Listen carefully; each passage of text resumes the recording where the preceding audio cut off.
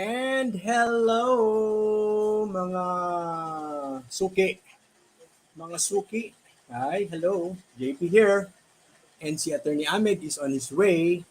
Pero sa mga na-high blood kagabi, no? Magpapatuloy yung ating discussion tungkol sa ating kagalang-galang at mabait na Nobel Prize winner si Maria Ressa. Pero hindi ngayon. Ngayong gabi, dahil late si Attorney Ahmed, meron akong sorpresa sa inyo. At saka yung tungkol dun sa ating raffle tickets, meron tayong isang na mabuting nilalang na sinabi niya na i-raffle na lang ulit kasi taga Ilocos pala siya. Okay, so antabayanan niyo, i-raffle natin to ulit mamaya. And we have a very special guest, so let's give it up to Attorney Nick. Hi, kumusta lahat ng mga Luminous? Okay, thank you, JP, Oo, siyempre, parang tambayan sa gabi, parang ganon. Minsan-minsan lang to nangyayari, mga friends. Okay, so mag-hi lang tayo. Oo. Nakikita mo naman yung ating chat, no? Nakikita mo yung ating voice. Di pa, i-share ko. I-share ko. You can see it? You can see it? You can see the No, comments? wala. Oh, wait. Maybe you just have to push, okay? So mag-hi lang tayo kina Liza, Gerald, okay? Isotrex. Oh yun, Isotrex, I got your message. Oh, yung mga nanalo na nag-claim, I got your messages, hindi ko lang nare-replyan. Bukas natin ipadala yung inyong mga tickets na magaganda. Pero I'm waiting for Attorney Ahmed, yung ating grand prize winner ng tatlo. Kung ito ba ay pwedeng gamitin sa Cagayan de Oro. Okay, hindi ko sure. Alam mo to, Attorney Nick, whether these tickets can use Cagayan de Oro? No. Yun, kaya nga, maghintay. Meron ka? Bigyan mo naman ako. Pinarapol na to kagabi. Okay lang. No problem. Hingi tayo sa mga Baka sabihin kasi nila, hindi bumibili ang mga 31M at umaasa bibigyan. Excuse me, kaya natin bumili, no? Para tickets lang. At saka support yan kay Baby Daryl. Kami lang naman, napag-utusan lang. Kaya nga, open yung ating channels na yung kapila ay mamimigay din, magpapabigay sa atin, ipamimigay din natin yung ticket nila. Di ba? For the sake. Tama. Correct. Actually, humingi nga ako doon sa isang kaibigan ko. Ang purpose ko kasi is pamimigay ko siya, hindi para gamitin ko. Kaya lang hindi pa nagre-reply yung isa kong friend, kaya yon. Ayun ha. May nag-greet sa'yo. Hi, Attorney Nick. Hi Liza. Nakita ko nga. And then from Oslo. From Oslo. Deng Bautista? Yep. Okay. Just then, dami tayong mga friends ko. May from Singapore. Wow, dami nilang nag-ano. Oo nga. Correct. Na starstruck sila sa ating guest ngayong gabi. Kasi kahapon na Attorney Nick, we were watching and commenting on this very, very informative. Tama ba mga friends? No, very informative and very, very relaxing video of Maria Ressa being interviewed by a professor from University of Hawaii. Okay, and papa-interview siya? Yes, there are many of this evidently, and she's been selling the country very well. Yeah, bridging trust and goodwill with everyone else. Kaya yung aming mga tagapanood kagabi, ang daming nagko-comment, Amlodipin. Sabi ko, hinaiblat lahat. Oo, Echosera naman. Hindi ako naniniwala doon. Sorry hindi ako naniniwala doon. Precisely. But evidently, this is what we've been focusing lately, no? Kasi we were discussing itong communications nga, no? Yes. Ito ating ginagawa. And how it is affecting society. Yeah. And then, itong si Maria Ressa, how she is actually running a different show. A different ball game, more dangerous than anyone else. Uy, binibigyan ako ng aking baby girl ng ice cream. So, at saan i-greet mo naman yung ating mga friends na... Ito. Sige, so mga nababasa ko sila June Villarta from Italy. Hi. Rim Manchu. Okay. Shout out from Milan, Italy rin si Marilyn Badillo Dragas de Lara. Tapos sabi ni Rianne, ang ganda ng topic kagabi, nakakagigil, sarap kurut-kurutin. Nako, kurut-kurutin lang pala. Ako, hindi lang yon ang gagawin ko sa kanya. Okay. From Hong Kong, Dory Mian. Okay. And then, from Belgium, Blue Mac. Okay. And then, tapos si Jean Gons, tapos Crayon Chan, Arnie Graf, sino pa ba? Okay, RC Cubillanes. Okay, Imelda Oriol. Ang dami nila from Greece, Marisa Torres. O, di ba? Tom Kayubit. Ayan. O, yung iba, kanina pa sila. Ayun, okay. Yun ang mga sa Mojo. Ayun. Hindi ko alam kung matutuwa ang ating mga kasamahan or magiging sad. Dahil yung ating winner kagabi ng 3 tickets, ay sabi niya, bigay mo na lang sa iba. Yung para sa hindi ba niya, wala, pwede bang gamit, saan ba gagamit yan? Metro Manila lang? Sa Candy Oro nga, ang sagot ko sa kanya, I can send it, but the problem is, we're not sure if it can be used. So, ganito. I think pwede yata yun anywhere, di ba? O unless nakalagay sa ticket. Wala kasi nakalagay, binasa ko rin eh. There's no, kasi di ba ipapalit lang nila yan, ibibigay lang nila, tapos i-convert to a ticket nung mismong sinehan, di ba? Yes, baka yung sinehan naman pwede. Punta pa kami sa Manila para ipa-convert into cash. Hindi yata i-convert lang siya to a ticket nila para ang gagawin yata nung sinehan, i-claim nila later on. Kaya parang nga, kung sa Cagayan de Oro, di ba, sasabihin siguro ng may-ari, pupunta pa ako Manila para ipa-refund dito. Oo nga. Hindi, isend nyo na lang. Oo, isend nyo na lang doon sa kanya. Mojo, ganito na lang. Padadalhan ka na lang namin ng picture ng iyong ticket na napalalunan para pwede mo siyang ipang nanalo ka talaga pero dahil sa kagandahan ng iyong loob, yung isa ibibigay mo kay Atty. Nick. Oh, wow. Diba, no? Diba? Pwede. Oo, yun. Meron si Atty. Nick, naghanap siya kanina. Anyway, bakit? At kay Maui. Kay Maui yung isa. Yun. And then, bale, may dalawa din na tickets dito na sabi ng taga Ilocos na sige, ibigay na lang. Di yun. Gawin natin siyang isang 3 ticket yung mananalo mamaya. Dalawa sa'yo. Tama. Ha? Yes, para manood kami ni Maui para, yan, sige. Thank you. Okay. Thank you, Mojo. Ayan. So, bakit ba nandito si Atty. Nick? Nga, bakit nga ba? Ganito kasi yung Atty. Nick. Okay, last week, or was it last week or the other week? Yeah, last week, no? Nung binulungan namin. Last week. The other week pa. 2 weeks na. Alam ko 2 weeks na eh. Monday yun. Monday ba? Okay. Last week lang. So last week, as part of our mga discussion about what the media does, no? It can be used to inform, disinform, yes, or actually hide things from the public, no? And this is one good example of a thing that of an important public issue that is apparently or obviously hidden from the public's attention. In what manner, no? I've been following up this case kasi every now and then I just check on it. And then that Sunday, kinabukasan was the SONA. Okay? So ang ganda ng timing kasi lahat ng news media expected magko-cover ng SONA. Yes. So it was released on a Sunday night. All right? Only in one outlet, in Raffle. Of all places, Raffle. Okay? And then no one picks it up. So I searched on the net kung sino pang ibang nag-carry ng news. No one from the mainstream. And then the next morning I see it in Business Mirror. All right? Advertiser natin sa tambayan. Tama ba? Yeah. No? Yes. Yeah. So nakita ko yung version ni Business Mirror.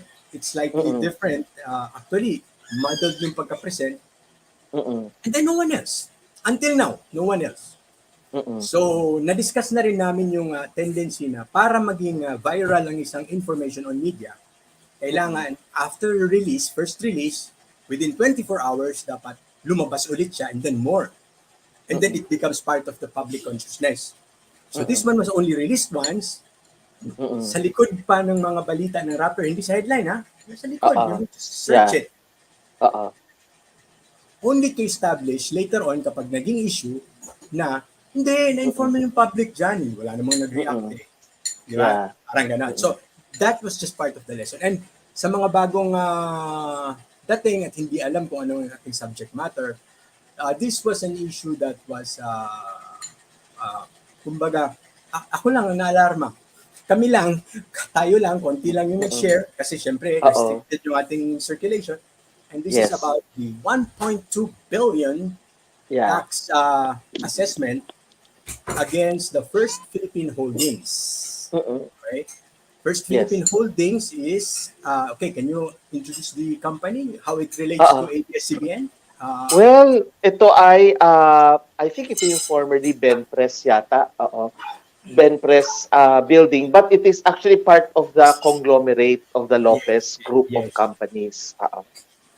So, specifically, si Benpress, ito yung Lopez Holdings. So, Benpress became Lopez Holdings. So, ikaw, si ABS-CBN, sabihin na natin nandito sa gitna natin si Lopez Holdings sa ibabaw, ikaw si ABS-CBN, ako si First Philippine Holdings. Nakaganon tayo. Okay? Yes. So, para tayong magkapatid. Alright. Ayan. Yes. So, nagkaroon sila ng, ito, division, dito sa iyo, si broadcast, si cable, Sky Cable, broadcast, sa iyo yan. And then dito naman sa akin, generation of power and distribution of power. Yes. Sa akin yung pera. Okay? So, in 2009 or 2010, may mga transactions na malalaki na hindi na-declare, which was assessed in 2014 at dyan nagsimula yung kaso. Yan. So, ang tanong dito, Attorney Nick, ano ba yung naging punot dulo ng kanilang tax liability? Hindi, kasi nagkaroon sila ng assessment sa tax, okay? Base dun sa Court of Tax Appeals decision, CTA case number 8991, na dinesisyonan nitong 2019 na, December 2019. So, lumalabas na as early as 2012, actually pertaining ito to 2010 eh. 2010 ang income ang taxable year nila is 2009. So 2009, meron sila mga dapat bayaran yung taon na yon. Eh syempre, alam naman natin na yung 2009, ang bayaran ng taxes niyan will be 2010, April, di ba? Pag income taxes yan. Pero all throughout 2009, kada buwan, may mga binabayaran silang buwis like value-added tax, mga withholding taxes, marami yan. Tapos, at the end of the year, magpa-file sila ng income tax return nila, which is 2010 na. Okay. Now, syempre, nakalagay kasi sa tax code natin, pagdating ng 2010, merong 3 taon para maglabas or magdala. Ayan na si Ahmed. Ahmed, pwede pala eh. Hindi na pala natin kailangan mag-ano eh. Oo. Meet, eh. Ayan na. You're there. You have no audio. So, you fix your setup.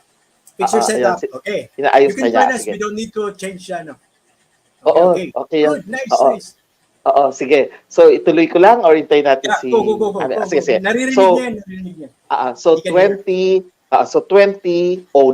ang taxable year. Yun ang pinag-uusapan.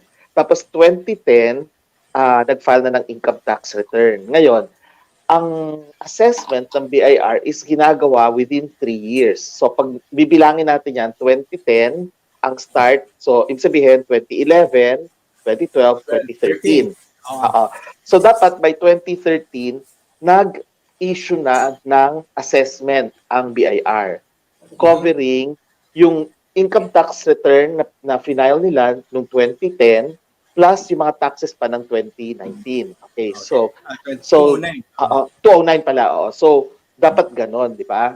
Ngayon 2011, 12, 13, 2013. Ngayon nung 2012 nagpadala na pala ng 2010 pa lang 2010. Nagpadala na ng letter of authority ang BIR kasi yan yung unang step eh. LA ang tawag namin diyan. Although yung iba tawag LOA. So nagpapadala na ng LA sa kumpanya, sa Philippine First. Okay. So, nagpadala na, naniningil Kasi yun naman ang nilalaman ng ng letter of authority. Maniningil sa First Philippine Holdings, maniningil. Okay, maraming sinulat doon. Ngayon, ang nangyari kasi nga 2010 pinadala na. So they have until 2014 para file nga magbigay nga ng kanilang PAN o yung preliminary assessment notice. Manggagaling yan sa BIR. Ngayon, bago matapos yung cut-off na yon kasi they have only until 2014. Syempre humingi sila ng dokumento kasi susunod dyan sa LA na yan, yung tinatawag nating conference. So magko-conference muna yan. Hihingi ng mga dokumento, palitan yan. Syempre, nagtatagal yan yung proseso. Hindi yan matatapos agad-agad. So ngayon, humihingi ang First Philippine Holdings ng extension. So sabihin ganyan ng First Philippine Holdings, hello, Ahmed. Humihingi ng extension. So sabi ganyan, bigyan niyo naman kami ng extension para makapag-submit pa kami ng mga records, documents. Okay, pero nasa ilalim ng tax code natin, pag binigyan namin kayo ng extension, pumirma kayo ng waiver. May waiver kasi yan. Waiver for the prescription period na hindi mo ikakasuhan yung mga official ng BIR for negligence. Ganun lang naman yun. For delay, no? For delay, negligence, etc. So nag-submit ngayon ng waiver itong First Philippines. Bigay sila ng waiver. Hindi lang isang waiver kasi kada taon padala sila ng padala. So 2012 nagpadala naman sila, second, May 3rd, umabot ng apat na waivers 'yon. Tanggap naman ng tanggap ang BIR at tanggap sila ng tanggap, pinipirmahan niyo kasi hindi naman basta bibigay ka lang, pipirmahan niyan dapat na tinatanggap yang waiver na yan. At ang pipirma may mga designated officers or officials ng BIR. So ganoon na nangyari. Ngayon, nagkaroon ng after ng PAN, umabot na sa FAN, Final Assessment Notice. So sa Final Assessment Notice, nagdemand na ang BIR na sinasabi, "Oy, magbayad kayo ng 1.5 billion." So, ganun kalaki. Yan. Ay, hindi, okay mas malaki ka. Gusto ko ikaw yung malaki. Okay na yan. Okay na yan. Okay na yan. Sige. Kasi para tayo nagsisikan kanina eh. Ayoko makita force. Akin na, laki-laki Ma-assess ka agad. Mas maganda yung malayo tayo, di ba? Yan. Kanina so, wala tayong personal space. Correct. So, ganun nga nangyari. So, nagbigay na ng final assessment. Pag sinabing final assessment, tapos na yon. So, either you pay or you don't pay. Pag magpe-pay ka, di tapos ang laban. If you do not pay, then pwede mong questionin yan sa korte na, Court of Tax Appeals. Yeah, pero before you do that, you have to protesta. Oo, protest ganyan. Pero nasa Court of Tax Appeals na yan. So, anong nangyari? Sinampa na nga yan sa Court of Tax Appeals. At nagkaso ay ang First Philippine Holdings versus BIR, tama? Originally. Yes. Okay. Kasi nga hindi sila pumapayag dun sa final assessment na 1.5 billion ha. So, ganoon na nangyari. Ngayon, ang ginawa ng Court of Tax Appeals, nagtawag ng isang independent CPA para tulungan ang korte. Kasi pwede naman yan commission ang tawag doon kino-commission yung independent CPA para mag-compute. Tulungan ng Court of Tax Appeals i-compute yung mga assessments. At marami yun kasi hindi lang naman income tax ang tiningnan. Tiningnan din pati value-added tax, yung expanded withholding tax. Ibig sabihin yan yung mga kinakaltas na percentages dun sa mga transaksyon. Halimbawa, meron silang kinuhang professional, kaya let's say law firm, meron silang kinuhang director, or equipment, inaalis nila yan. Pagkatapos, meron ding withholding tax on compensation naman. Yun yung mga kinakaltas sa sweldo naman ng mga empleyado. Tapos meron ding fringe benefit tax. Ito naman yung mga ibinibigay nila sa mga yayamaning empleyado nila. Fringe benefit yun. At yung huli, yung documentary stamp taxes. Okay? So maraming taxes ang sinisingil. Ang nangyari is natalo ang First Philippine Holdings. So pinagbabayad sila. Okay. Tapos, sila ngayon. Nanalo din sila. Nanalo rin. Pero Oo, Malaki pero yun. oo. Pero pareho kasi apela itong dalawang nagpa-reconsider itong dalawang to BIR at saka ang First Philippine Holdings, pareho sila. Pero ang naging final na decision ng Court of Tax Appeals is talo ang First Philippine Holdings. Pinagbabayad talaga. At ang amount is umabot ng, teka, tingnan ko yung amount kasi nga malaki yung mahaba itong case Ha? Mahaba yan. Oo. Naawa nga ako kay Justice Grulla yung nagsulat. Kasi I know her. Oo. She's Oo. very, okay, not too old. I had a transaction with them kasi before. No? Itong buong Court of Tax Appeals actually. So I got to know some of them. And I know they're very, very, alam mo yun, yung parang mamadrehin. Mamadrehin na tayo. Yung alam mo yung kung magbasa talagang pulidong-pulido. And nakita mo naman yung decision, talagang pulidong-pulido, di ba? Hirap na hirap siya na, and tingnan mo yung references, thousands yung pages. Page number 1,000 ganito. Tapos, so ang naging decision nga ganito, may mga taxes na inalis ang Court of Tax Appeals. Ang sabi hindi pwedeng singilin kasi mali-mali, walang ebidensya, etc., etc. Ganyan. So, kinansela. May mga iba naman, ordered prescribed na, lumagpas na. Oo. Tapos, ang inutos sa petitioner is sa First Philippine Holdings magbayad. Imbis na 1.5, naging 1.2 billion. 1.2 billion na lang. Plus, of course, yung mga surcharges, penalties, etc., etc. Simula 2014, okay, ang pinababayaran sa kanila until makompleto nila yung bayad. So, yun ang naging hatol sa kanila. Plus, in addition, pinagbabayad din sila ng deficiency taxes na 600 million. So, meron pang 600 million. Yun nga. So, in other words, pinagbabayad sila. Hindi ganun kalaki, lumiit ng kaunti from 1.5, naging 1.2 plus 600,000. Okay. So, 600 million. So, yun ang pinagbabayad sa kanila. Yun ngayon ang nangyari sa Court of Tax Appeals. Pabatiin natin muna si Ahmed kasi nandiyan na siya. Bati muna. Nakikinig lang ako na. No, bati muna to niya. Magandang gabi. Patiin ano? Sige, teka, ikaw, Attorney Ahmed, meron ka bang meron ka bang input dun sa ating kagalang-galang na commissioner? Wala akong Commissioner ng BIR? Wala akong kalaman. Future commissioner ng BIR kaya to si Attorney Nick. Ay, nako. Oo, yan yun. Di ba? Mangyayari yan.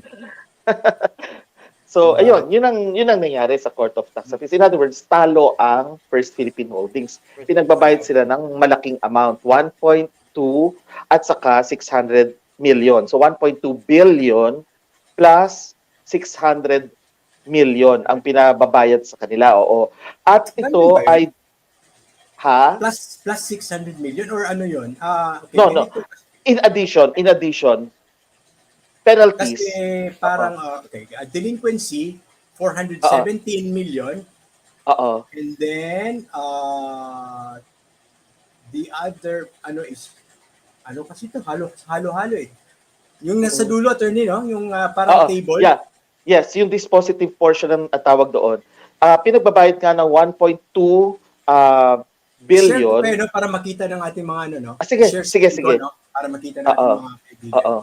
Wait lang Sige, just sige, habang inaano mo, pinagbabayad ng 1.2 billion, ito covers income tax, expanded withholding tax on compensation, documentary stamp taxes. So pinagbabayad yan plus surcharges. Okay.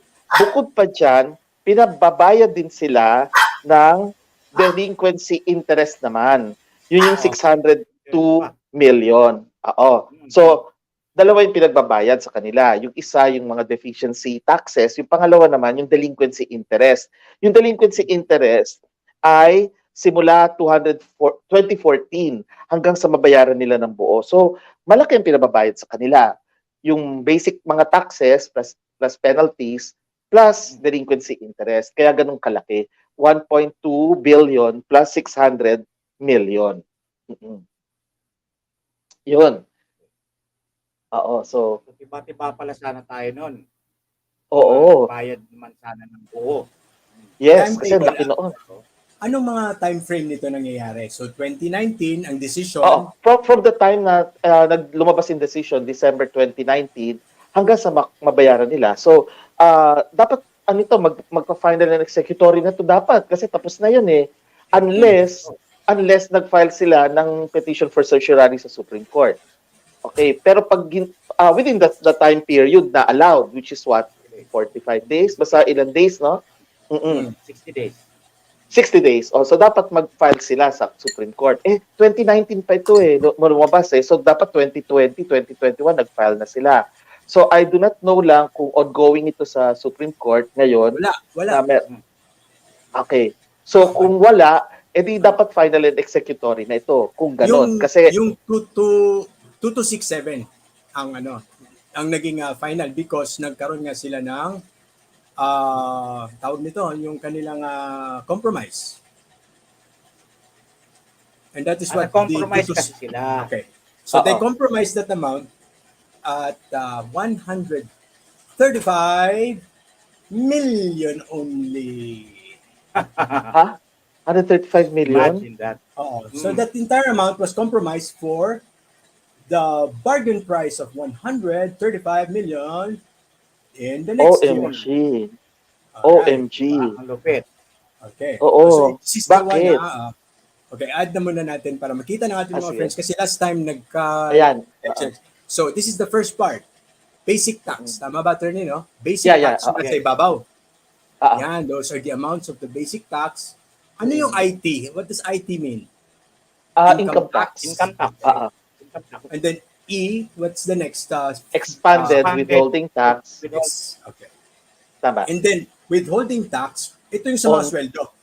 Yes, compensation. Tama. And then, what's DSC? Documentary stamp tax. Yes. Magtatanungin ako, attorney, bakit may documentary stamp tax na magkakahalaga ng 173 million? Oo. Kasi meron silang mga dokumentong pirmahan, yung miyembro ng conglomerate, one company to another company, may mga dokumento sila. Bawat transaction ay merong katumbas na documentary stamp tax. So wala pa Yun tong yun. penalty, ha? Wala pang penalty. This is Wala just pa. And usually the documentary stamp tax is what percentage of the amount that is being stamped. Ay, The yes, contract. depende sa contract. Tama Kaya nga, yan. but usually, ilang percent yan? Depende sa amount na nakasulat sa kontrata. Yeah, but Parang 15%. for you to be assessed 173 million, ano yung binenta nyo? Hindi naman bentahan. Basta may halaga, kunyari nagbentahan, kung ano yung halaga doon, may corresponding amount yon. Kung So, ilang kunwari, percentage. Kunwari, I will buy your headphone because you're a very sikat na na future BIR tax commissioner. Okay. I wanted to buy your headphone for 100 million. Magkano yung ating documentary stamp niya? Meron yang table. Meron yang may corresponding kasi yan eh. Depending on the nature of the document eh.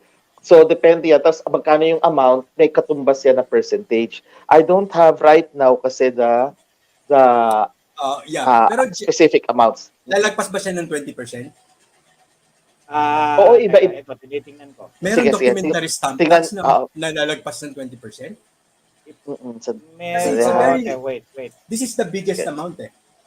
Ang pinakamataas Of all four, 30% yung per document. unit. Ano ba yung Of documentary stock? Percent of unit is ang pinakamataas is 12.5. Ay di, may 20 tip. Ano yung unit? Unit of tickets, lotto, or other authorized number games. Yung mga in-stamp tax ng 20%. Kasi gambling yan eh. nanalo ka. Kunwari. Okay, meron dito yung mga proxies, Meron. corporations, baka ito yun. Meron pa yung let's say stocks without par value umaabot ng 50%, 50. Yan. Merong ganon. Okay. Oo. So may malaking transaksyon na Ayun, tama. Nakita. Ito, Oo. sales agreements to sell, memoranda of sales, deliveries of stock, or transfer of shares of certificate stock stock Oo. without par value. Oo. Stock without Okay, par so malaki value. yan, malaki. Oo. Ganyan. Yes, yes. Tama. Okay. Right. Para ma-assess ka ng ganun. Mm-mm. Okay, so yung penalties, ito yon, no? Sa baba, ito naka-bold, no? Tama. These are the deficiencies Hindi. na Total, 20%. subtotal lang yan. No. Subtotal lang yan. Kumbaga, Kaya nga, in-add lang pababa. Wala pa yung penalties dyan. no, Hindi so pa deficiency sinasabi. 20%. Tama ba? Roll it down, Ano ba roll it to? down para makita natin. Okay. Oo. Okay. Yan. Oo. Basta ito yung deficiency. Subtotal. No? Subtotal. Subtotal yan. Kaya nga, of all of this, no? Yes. Okay. And then, another total here. Okay, meron pang dinagdag dito na delinquency. Tama ba? Interest. Okay, delinquency and Oo. then deficiency. No? Oo. Added deficiency and delinquency. Okay, yun. Mm-mm. Basta ito yung halaga. Mm-mm. And this was ordered by Grulia, no? In July 2014. 65 pages of decision.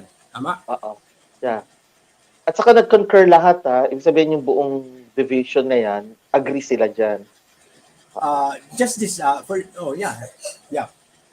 And then Ayan. okay, 20 when was this? 2019. Oo. So nagkaroon ng MR denied in 2020, tama? Okay, Okay, pagkatapos ma-deny ang MR, nagkaroon ng appeal ulit, and then withdraw yung appeal, biglang pinalitan into a compromise. Okay. So this is what happened in the next case, which is the 2267. So yun yung nakikita. So this entire amount became compromised into 135. Wow. Okay, mag-usap muna kayo dyan. Mag-chismisan muna kayo. Buksan ko lang yung file para makita ng ating mga kaibigan. Ano? Sige. No? Para ano? Yung the other case, yung decision, kung ano. Kasi nandun yun eh. Okay. Sige. Anong title? Anong number? The 2267, yung compromise na agreement, which is the latest one. Okay. Is it now? Ayan. There? O yun. Yeah, Okay. that's it. Yan yung wala akong copy. Sorry Yan yung wala akong copy. So this is the latest one. Dated June 17, 2022. Oo. Pakisend mo sa akin. Oo. Yan, na nagkaroon ng balita. Later na lang. Later. So nagkaroon lang to ng balita nitong July. What was the date of the SONA? The day before. The SONA. June 30. Thursday. July. SONA pala. SONA pala. 24 yun di ba? Wait. Ayun. So this one, so nagkaroon daw sila ng compromise agreement. Okay, dated October 5. Okay, July ito, 25 October 5. 24 yung yung Friday yung 20. So the Sunday before that. Monday. Sa 24. 24, nagkaroon ng balita to, carried by Raffler. Okay? And then not It was carried a by Sunday. anyone else. Okay, it was a Sunday, Sunday. followed by a SONA day. So it was really meant to be buried under other concerns. Tama? Yeah. Okay. So there you go. So this decision says that in October 5, after that decision which assessed them 1.2 billion, they came back to the Court of Tax Appeals and they said that they are going to they have already come up with their compromise agreement, and it says like this. Okay, judicial compromise agreement. In all men, this judicial compromise, First Philippine Holdings Corporation, taxpayer, and the Bureau of Internal Revenue, represented by Cesar Tulay. All right. Ba't kayo nagsasalita? Okay. Now, whereas daw? Okay. Whereas the BIR issued to the taxpayer a formal letter of demand with final adjustment notice. Okay, yan yung amount. Yan yung kanina. 1.55 The 1.5. billion. Yes. 1.555 billion. Whereas the taxpayer then filed with the BIR its protest supplement. Nagkaso daw sila. Alright. Without waiting for the decision of the BIR and within 30 days after the expiration. Parang nire-recite lang nila dito yung nangyari. Yes. Okay. So this only and then the decision is here. Okay, no? Whereas, okay, in December 17, they were assessed 1.2 billion. Tama? It's here in the lower part. All right. And then, it's here. In July 8, 2020, they appealed the decision. Okay. Okay. All right. So Today, they appealed out. This one has been rendered by the CTA.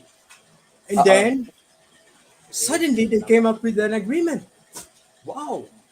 Nandito diba? Yung nandito yung causation Ito yung nakakapagtataka. Oh, wait. What does it say? Ayan dyan, second sentence. Now, first sentence whereas on 8 July 2020, the BIR appealed the decision. The CTA, docket the CTEB 2267, ito yung kaso na yun. Ay, yung kanina yung binasa natin. Tapos, to date, no decision has been rendered by the CTA and bank. Ibig sabihin, hindi pa sila nakapag-decide. nila to. Okay, wait ha. Inunahan nila. So Attorney Nick, di ba yung original case, nabawasan yung kanilang assessment? Tama? So kung mag-appeal sila against that means hinahabol nila more. No? Hinahabol nila yung mga tinanggal. Tama? Yes. Hinahabol nila yung mga tinanggal kasi si BIR ang nag-appeal Yes. In July. So ibig sabihin, BIR feels na they should have collected more than 1.2. Tama? Yes. For them to appeal. And then, what could have happened that, they would settle suddenly. Okay, what is this circular 43-2020 and 43-2028? This is just the closure of the courts, no? Tama? Yes. Okay. COVID-19. Okay. COVID yan kasi, and then, whereas the taxpayer has submitted its proposal to the BIR with the intention to enter into compromise settlement pursuant to provisions of the Civil Code of the Philippines, jurisprudence, relevant decisions of the Honorable CTA, and relevant laws of judicial compromise. However, this did not prosper. Okay? So, nag-offer daw sila ng 135 million noong August 7. Okay? And the BIR agreed. Wow! Noong July, nag-ano pa lang sila, nag-appeal. Gusto nila makakollect ng more than 1.2, and then in August, they agree to settle it for 135 million. Ang galing ng ating BIR. Galing ni Dulay. Okay, whereas the BIR evaluated the proposal for amicable settlement and believes that a judicial compromise to allow immediate tax collection and also put an end to the litigation as provided in the Civil Code of the Philippines. What is that? Article 2028. A compromise is a contract whereby the parties serves the interest of the government. Okay, fine. Okay, the parties wish to and have agreed to enter into amicable settlement under the Civil Code. Okay, so this is their basis, the Civil Code. Whereas the BIR has rules on compromise. Okay, whereas the CTA has issued rulings allowing judicial compromise. Yan ang naging compromise, yung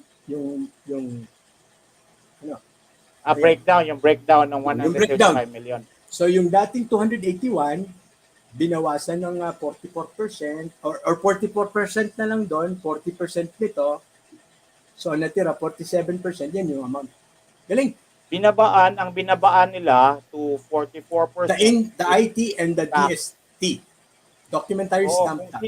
Kung alin pa yung malalaking debt, yun pa ngayon yung binawasan nila. Tapos yung expanded withholding tax at saka withholding tax for compensation, yun yung maliliit, yun yung 100% nila. Okay, this is really crazy. This is hinky. Yep. And our government at this time in 2020 was struggling to find budget for vaccines. And everything was already Yung pati mga ano, ayuda, pati may mga ayuda. mask, mga ganon, okay? So they could have collected 1.2 billion but it was settled for 135. That's What can crazy. you say about this agreement? Is this even Tatanungin ko, may tanong ako kay Attorney Nick. oh, Mm-mm. Attorney Nick, Sige, sige. if di ba, if a case is appealed and only one party appeals and it was the Mm-mm. complainant, di ba Mm-mm. an appeal is vacates the decision, Oo. until the Oo. appeal is decided and that is Yes. the new decision, di ba? Yes, So yes. pending Yes. appeal, there is no decision, there is nothing to implement, there is no Oo. debt to pay, and there Yes. is nothing to compromise. Oo. but Diba? there is something Tama. to Tama. compromise. Yung What was it? yung Inappeal assessment. siya ng BIR eh. Hindi, inappeal siya ng BIR eh. Yeah, okay. So yung assessment is no longer the outstanding um parang hindi na siya yung immediate na utang. Ang utang ngayon is the judgment debt, which is Oo. 2.8 2 billion. billion. Oo. 1.2 2 oh, billion. So 1.2 2 yeah. Yes. billion, 1.2 billion. That is the judgment debt. But since Yes. the Oh. BIR, so the judgment, the decision awarding 1.2 billion is Oo. in favor Yes. of the BIR. Okay? Mm-mm.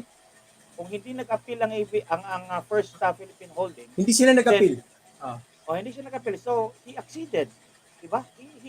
He acceded to the decision of the Court of Appeals. may Mm-mm. He nakalagay nag-accede. dito na they were okay, there's something written here that they were also planning to appeal. Parang ganun. Kasi may But 60 days pa they 'yun, di did ba? not. But they did not. Kasi Parang ang Oo. ano, appeal is not the same as as a certiorari. Certiorari is 60 days. Ang Mm-mm. appeal is not, I don't think it's also 60 days. Appeal, I think, is the same as the finality of decisions, which is like 15 days after it's published, Mm-mm. di ba? Tama, tama. Within which, yes, tama. So, baka na-late sila doon, so hindi na sila nakapag-appeal. Ngayon, ang theory is that this, if the decision is in your favor, being the BIR, okay, and the debt is 1.2, that debt is a judgment debt. There is no longer Yeah. going back to the letter of ano bang tawag doon? LA, Oo. Yung not letter of letter of authority. yes. There is no Oo. longer going back to that thing kasi prinotesta na yan ng First Philippine Yes. Holdings. Correct, Napunta correct, na sa correct. court and the decision was had in the favor of BIR, which is 2 point something billion. Yes, Ngayon, yes. when the BIR appealed it, the effect of that when it was given due course was to vacate the decision kasi ang bawat appeal ay trial de novo. Yes. Yan yung nangyayari dyan. So when it is Oo. a trial de novo, then this is an entirely new case. And the decision that was had by the CPA, I suppose, this is my theory, Oo, oo. Sige. using my understanding Sige, of sige. procedure, uh, that when the CPA gave due course to the appeal, it also vacated its a decision uh, awarding 2.8 to BIR. 1.2. Mm-mm. Such 1.2. Okay, oh. Oo. Such that at that time, when they did actually enter into a compromise agreement, there was no specific amount of debt kung magkano. Mm-mm. Kasi it's still pending with the court with the CPA on appeal. So, bakit ngayon ang BIR nakipag-settle sa kanila one day when it Already itself they already won. appealed? No, when it appealed, it asked Oh. the court to vacate its former decision granting it the 1.2 billion. So, wala na siya ngayong i-compromise kasi it gave that right to determine how much is the debt to the court. And he has to wait for the court to finish its determination of what's going on and how much to pay before they can actually compromise something.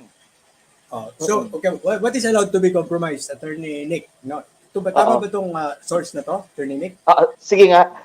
Kasi hinahanap ko nga yung compromise na yan, ano? Kasi merong This dapat na, no, bukod pa dyan yung nakalagay mismo sa tax code. Sige. Yeah, pero ito na lang. Cases which may sige. be compromised. Diba? Okay.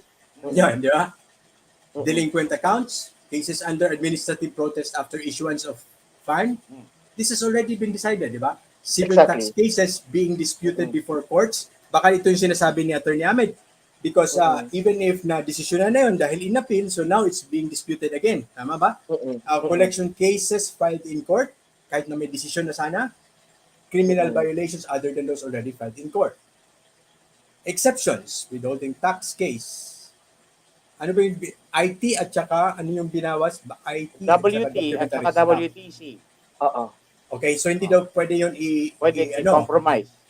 So criminal tax fraud cases.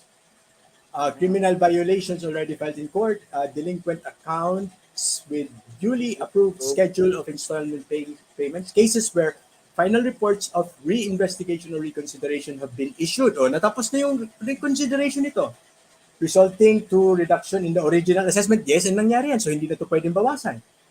And the taxpayer is agreeable to such decision by signing the required agreement form for the purpose. Hindi ko alam, ha?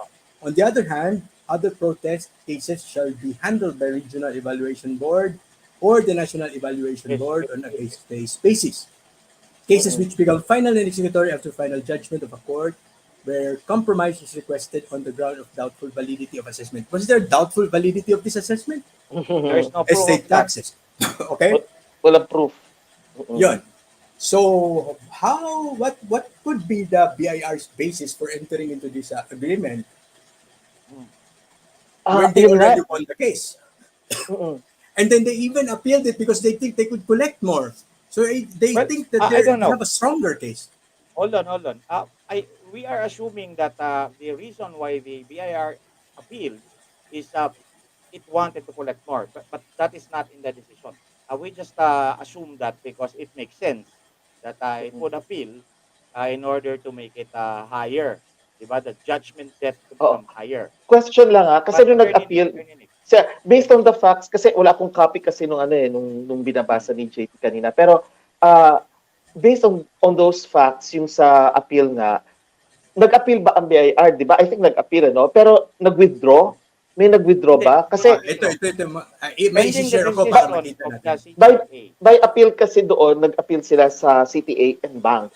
Kasi division lang yan kasi sa CTA kasi ang procedure dyan is pag natalo ka, pwede ka mag-appeal sa NBank na ng CTA. So nung nag-unbank ba sila, ano nangyari? Nag-withdraw ba ng appeal? Hindi natapos. Pending the decision, the resolution of that case, the appeals case, they compromise. Nag-offer na ng compromise. Nagpa-compromise na among themselves. Okay. So hindi pala natuloy yung appeal nila. Is this visible? Natuloy, pero hindi nila hinintay yung decision. And hindi na rin naglabas ng decision ng NBank kasi nga may biglang kinakita na compromise agreement at doon na lang ang ginawa ng NBank, nag-decide on the basis on that basis lang. Okay. Okay. Parang smooth. Milagro. Kasi ito yung timetable. If we look at if we look at the sequence of events, tama ka Ahmed, na pag dumating nga na nag-appeal, it's really a trial de novo. So, ibig sabihin yan, start from scratch yan. So, there is nothing to compromise, di ba? Kaya lang, there's nothing kasi wala pa start anew ang case So, pero hindi na nila hinintay. So, ang nangyari tuloy, kung ano yung judgment nitong division, yun ang mag-hold. Yun ang mag-hold, di ba? Dahil yun ang Pinamigay yung judgment, tama? Dahil yun ang mag-hold, nakalagay doon, then they're supposed to pay 1.2 billion, etc. Ngayon, tinitingnan ko yung batas mismo kasi nakalagay sa tax code nga natin yung instances wherein pwede mag-compromise. Kasi yung binasa ni JP kasi it's just an issuance Yes. Pero if you look at the law, Ang sinasabi ng law kasi, maybe I cannot find the exact words, pero maybe Ahmed can help me with that. Pero ang naalala ko Yeah. kasi, pagdating sa compromise kasi, sa early part yun, power of the commissioner, pwede, or maybe sa last part yata yun, wala akong kasi search engine right now. Pero That's open. parang, if you can find it, kasi merong sinasabi na you can only compromise to the extent of 40%, provided you let go below 40%. Kaya may mga amounts na nakalagay doon na 44%, ganyan. Pero may condition, kinakailangan may financial inability. Very important yan, yung financial inability to pay. So doon ngayon, meron bang financial incapability ang Philippine Nakita ko na. Holdings? Nakita Nakita ko anong na. section yon? Section ano yun? Latter part, ano? Hold on. Nakasulat dito, based on doubtful validity, delinquent account, Yes. compromise. Yan din yung sinabi ni JP, but more importantly, ito, compromise of tax liability discretionary upon the BIR, and approval is based on existing facts and circumstances. A formal application is necessary, and the BIR would require supporting documentation would deem necessary to establish the basis for the compromise of doubtful validity or in financial incapacity. So, validity or financial incapacity. So, definitely hindi pwedeng financial incapacity kasi nga malaking kumpanya yan, And it has to be proven. Ngayon, pag tinignan naman natin yung doubtful validity, how can it be Section 204, Attorney Nick. Ayun, Section 204, 40%. Sige, tama, Tama yung sinabi ko, 40%, So, and for 10% for financial incapacity. Yes. For financial incapacity. Okay. Is this visible now? Para makita na natin yung timetable, no? Yeah. Alright. It is. So it says here that on March 11, this is when the case became final. Okay. Ngayon, ang nakalagay, Sige. Based sa sinabi ni Attorney Ahmed, di ba, sabi nga dito, the compromise can only happen kapag merong doubtful validity of the claim. But it is not doubtful anymore because the court has decided on it. Yes. And besides, naglapse na yung period di ba? Naglapse na. So ito siya, attorney. Ito yung period, Sa pinakababa is March 11. Okay? The MR was decided, okay? The next entry here is June 24. There was a party which filed for a motion for extension of time to file petition for review. All right? Okay. Now, ano ibig sabihin ng RC? Revenue Commissioner? Ano to? RC. Copy furnished to RC with RR. Ano yung ibig sabihin yan? Revenue Officer, RC, copy furnished. Revenue Collector? No. Pakibasa, how was it stated? Okay, it's CTA. Okay, petition for review. Okay, ganito. Motion for extension muna to file. Petition for review dated June 22. Copy furnished to RC with RR. Itong RR number, ano to? Sa mailing, no? Okay, ito yung mail. Registered receipt. No. Okay. Yung RR number na yan is RR number 30-2002, yan ba yung nakasulat yan? No. Revenue regulation. No. Anong number? Return card yan. And return card registered mail. Okay. All right, return card. Okay. There was a motion for extension, and then in July 15 there was a petition for review. Okay, dated July 9. All right, and then on August 20, the petition for review dated August 6, copy furnished to OSG. Okay, so both parties pala nagpetition for review. Okay. Kaya magkaiba yung number 2267 and 2315. Dalawang separate. So dalawang parties, okay? And then in compliance, in September 28, okay, both petitions are compliance dated with attached verification certification, non-forum shopping, okay? And then in October 8, CTA EB 2267 and 2315 joint motion for approval of judicial compromise agreement. Yan. Pumasok na yung compromise. So, isipin mo, in July, may nag-file ng petition for review. In August, may nag-file ng petition for review. Okay, by September they showed their compliance, and then in October they filed for Nag-compromise a na. compromise agreement.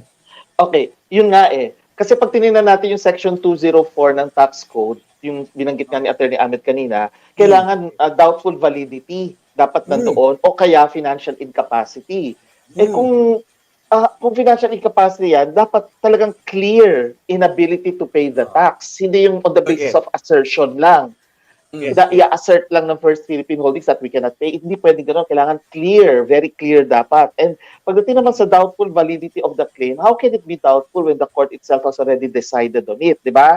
Yes. Even though i-appeal yan sa CTA and bank, even though i-appeal yan, still, yung amount stands. Mag-iiba-iba lang yan somehow, but not to go as low as the amount na 130 something million na lang. Kasi Yes. it's billion, we're talking of billions. Tapos meron pang rule dito na kinakailangan,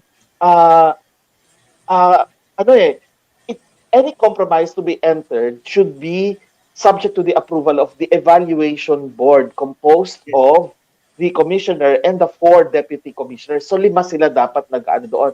Kaya lang hindi na nakalagay yung facts na kung nag-decide yung evaluation board, basta sinalpak na lang nila sa CTA and bank na ito na daw yung compromise agreement. Now, if we look at nga yung sinabi ni Ahmed, I agree na since it becomes a judgment debt, then it cannot be subject to a compromise because it's a trial de novo nga.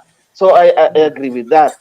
And also, it's grossly disadvantageous kasi from Yes. 1.2 billion, it becomes just 100 something million, which is sobrang unconscionable yan eh.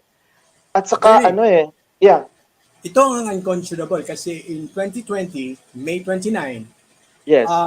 the website itself of the First Philippine Holdings has this thing here. It says partly false. First Philippine Holdings made 24.6 billion profit but only paid 10 million income tax. Date May 29, 2020. Ano na nangyari? So ibig sabihin kumita sila ng malaki ng 2020, okay? The 10 million that First Philippine Holding Corporation paid in income tax is part of a total of 5.175 billion in income taxes that the company and its subsidiaries paid in 2019. Dinideduct nila yung payment nila of tax in the Kinig ka muna kasi fact check to. Ahmed, fact check to, fact check. Kumpanya ng papak check. Kumpanya. Website ng kumpanya ng papak check. Claim. Okay lang yan. Okay. First Philippine Holdings Corporation earned 24.6 billion in 2019 but paid only 10 million in income tax. The Asian Policy Press published a blog posted another Lopez firm made 24.6 billion profit but only paid 10 million income tax by Victor C. Agustin. The post did not specify a date published. It said that FPH Corporation, which is owned by the Lopez family, received 24.6 billion net income in 2019 but paid 10 million only in corporate income taxes.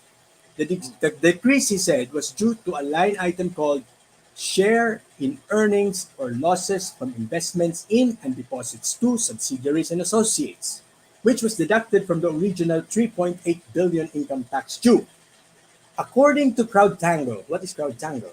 This post has received 5,061 interactions on Facebook, consisting of 3,646 reactions, 350 comments, and 1,065 shares. CrowdTangle says it was shared Tuesday, May 19. Rating, partly false. Why is it partly false? The facts. Sounds familiar na ba? Kung sino ang nag-fact check nito? The facts. Comparing FPH Corporation and its subsidiaries net income with the income tax only FPH Corporation as a holding company is misleading. FPH and its subsidiaries earned a net income of 24.16 billion in 2019. So, ibig sabihin confirmed na may earnings, ha? Malapit. Okay. According to their annual income tax annual report, this was after they paid a consolidated income tax of 5.175 billion, which was deducted from a consolidated income of 29.494 billion.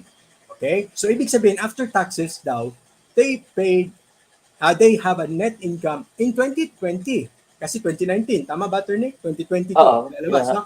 Of 24.16. Why are we talking about this? Because sabi ni Attorney Ahmed, dapat may financial difficulty. Mm-mm. Diba? So this one, Yeah. you see from their Financial website, which incapacity. shows that Oo. that in 2020 they registered income from their previous year of 24.16 At saka in, 961 in, in, in business kasi, when we talk of financial incapacity, we look at yung tinatawag nating liquidity nila at saka solvency. Oo. Okay, And go there. ang liquidity kasi is defined as yung an inability to pay your liabilities when they fall due within the normal operating cycle or 1 year, whichever is shorter. So kinakailangan mas malaki pa ang current liabilities nila sa kanilang current assets. Dapat ganun yun. Yeah, But but it on the seems, income itself, on the income pa yeah, lang, oo. But it seems that hindi naman sila, hindi sila illiquid eh. They are very, it seems to me they are liquid. And definitely hindi sila insolvent kasi nga they have income. And income lalaki. goes to the retained earnings. Oo, so I doubt if it can be considered as financial incapacity. So if Tingnan you're lang going to natin look to. at, oo. So, So, tapusin lang natin yung fact check. Para sige, sige, sige. konti na lang to sabi. So Sige, sige, FPH sige. as a parent company earned itself a net income of 12.851 billion in 2019. Yun yung net income ni FPH. This was after they paid an income tax of 10 million pesos. Totoo pala income tax na 10 million, which was deducted from the income of 12.861. So hindi naman pala mali yung pina-fact check nila. The 10 million income tax of FPH is explained in the audited financial statement provided in the same annual report. The auditing company did not note anything out of the ordinary in terms of the company's income taxes. According to accounting taxation, blah, blah, blah, blah. Okay, so, what is this? This was fact checked by Rappler. Rappler, our favorite. Yan, Raffler okay. ang nag-check. Oo. So, sabi niya, partly false, but sinabi niya rin, dito sa kanyang totoo. Yun lang talaga binayaran nila, 10 million. Pero meron ng Okay. paliwanag. Okay, Pat, okay. You want the financial statements habang magsabi yeah. ka? But that pertains to a different taxable year na. Kasi Yeah. 2019 yan. We are But talking here of 2009 taxability, which was the subject of the case. Oo. Pero yung So, ability nila to pay in 2020, yun yung babasihan ng compromise. yeah, of course, yes. Pero most likely nga, its capacity to earn has been increasing. Kasi nga from 2009 to 2019, sila ay tinatawag naming going concern pa rin eh. So ibig sabihin, it's continuing as a business. So it's not going downhill. Instead, it's going uphill pa nga. So yung duda ako dun sa sinasabing inability to pay because I don't think they have declared that they are illiquid or insolvent. So that requirement to enter into a compromise seems not applicable. Now, if we look at naman yung doubtful validity of the claim, also it is not applicable kasi nga there is no judgment there to talk about when they both filed an appeal eh. So how can they enter into a compromise, di ba? And besides that, yung binanggit mong kanina JP na mga rules for applying compromise, it doesn't seem na mag-a-apply ito sa kanila eh.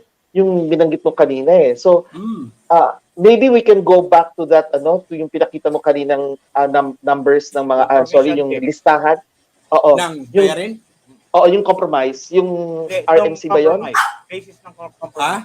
Basis for yung compromise. Yes. RMC. I'll put it back. What's the number of that RMC? Sige, hanapin ko. What's our number 30-2002. Yeah, 2000. Okay. That's one. Sige. Sige, habang i-flash mo yung I will open ha. I will open now. Sige, you muna. Sige, hanapin ko rin siya. Window. Yung mga kaibigan natin ha, masyado kami na-engross dito. Sana na-engross din kayo sa pagsunod, no? Technical nga lang, Oo. Ayun, nakita ko na. Medyo technical siya. Wild to wild. Oo. But very, very, I have a copy na, ito, nakalagay nga rito, those that cannot be compromised, ha?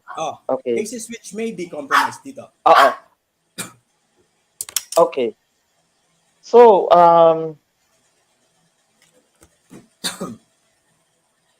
hindi, tingnan ko muna yung it can be compromised, yung withholding tax cases, kasi merong finding to pay expanded withholding tax at saka withholding tax on compensation. So ang nakalagay sa exception, pag may withholding tax cases, kailangan pakita ng taxpayer, First Philippine Holdings, na may doubt on their obligation to withhold.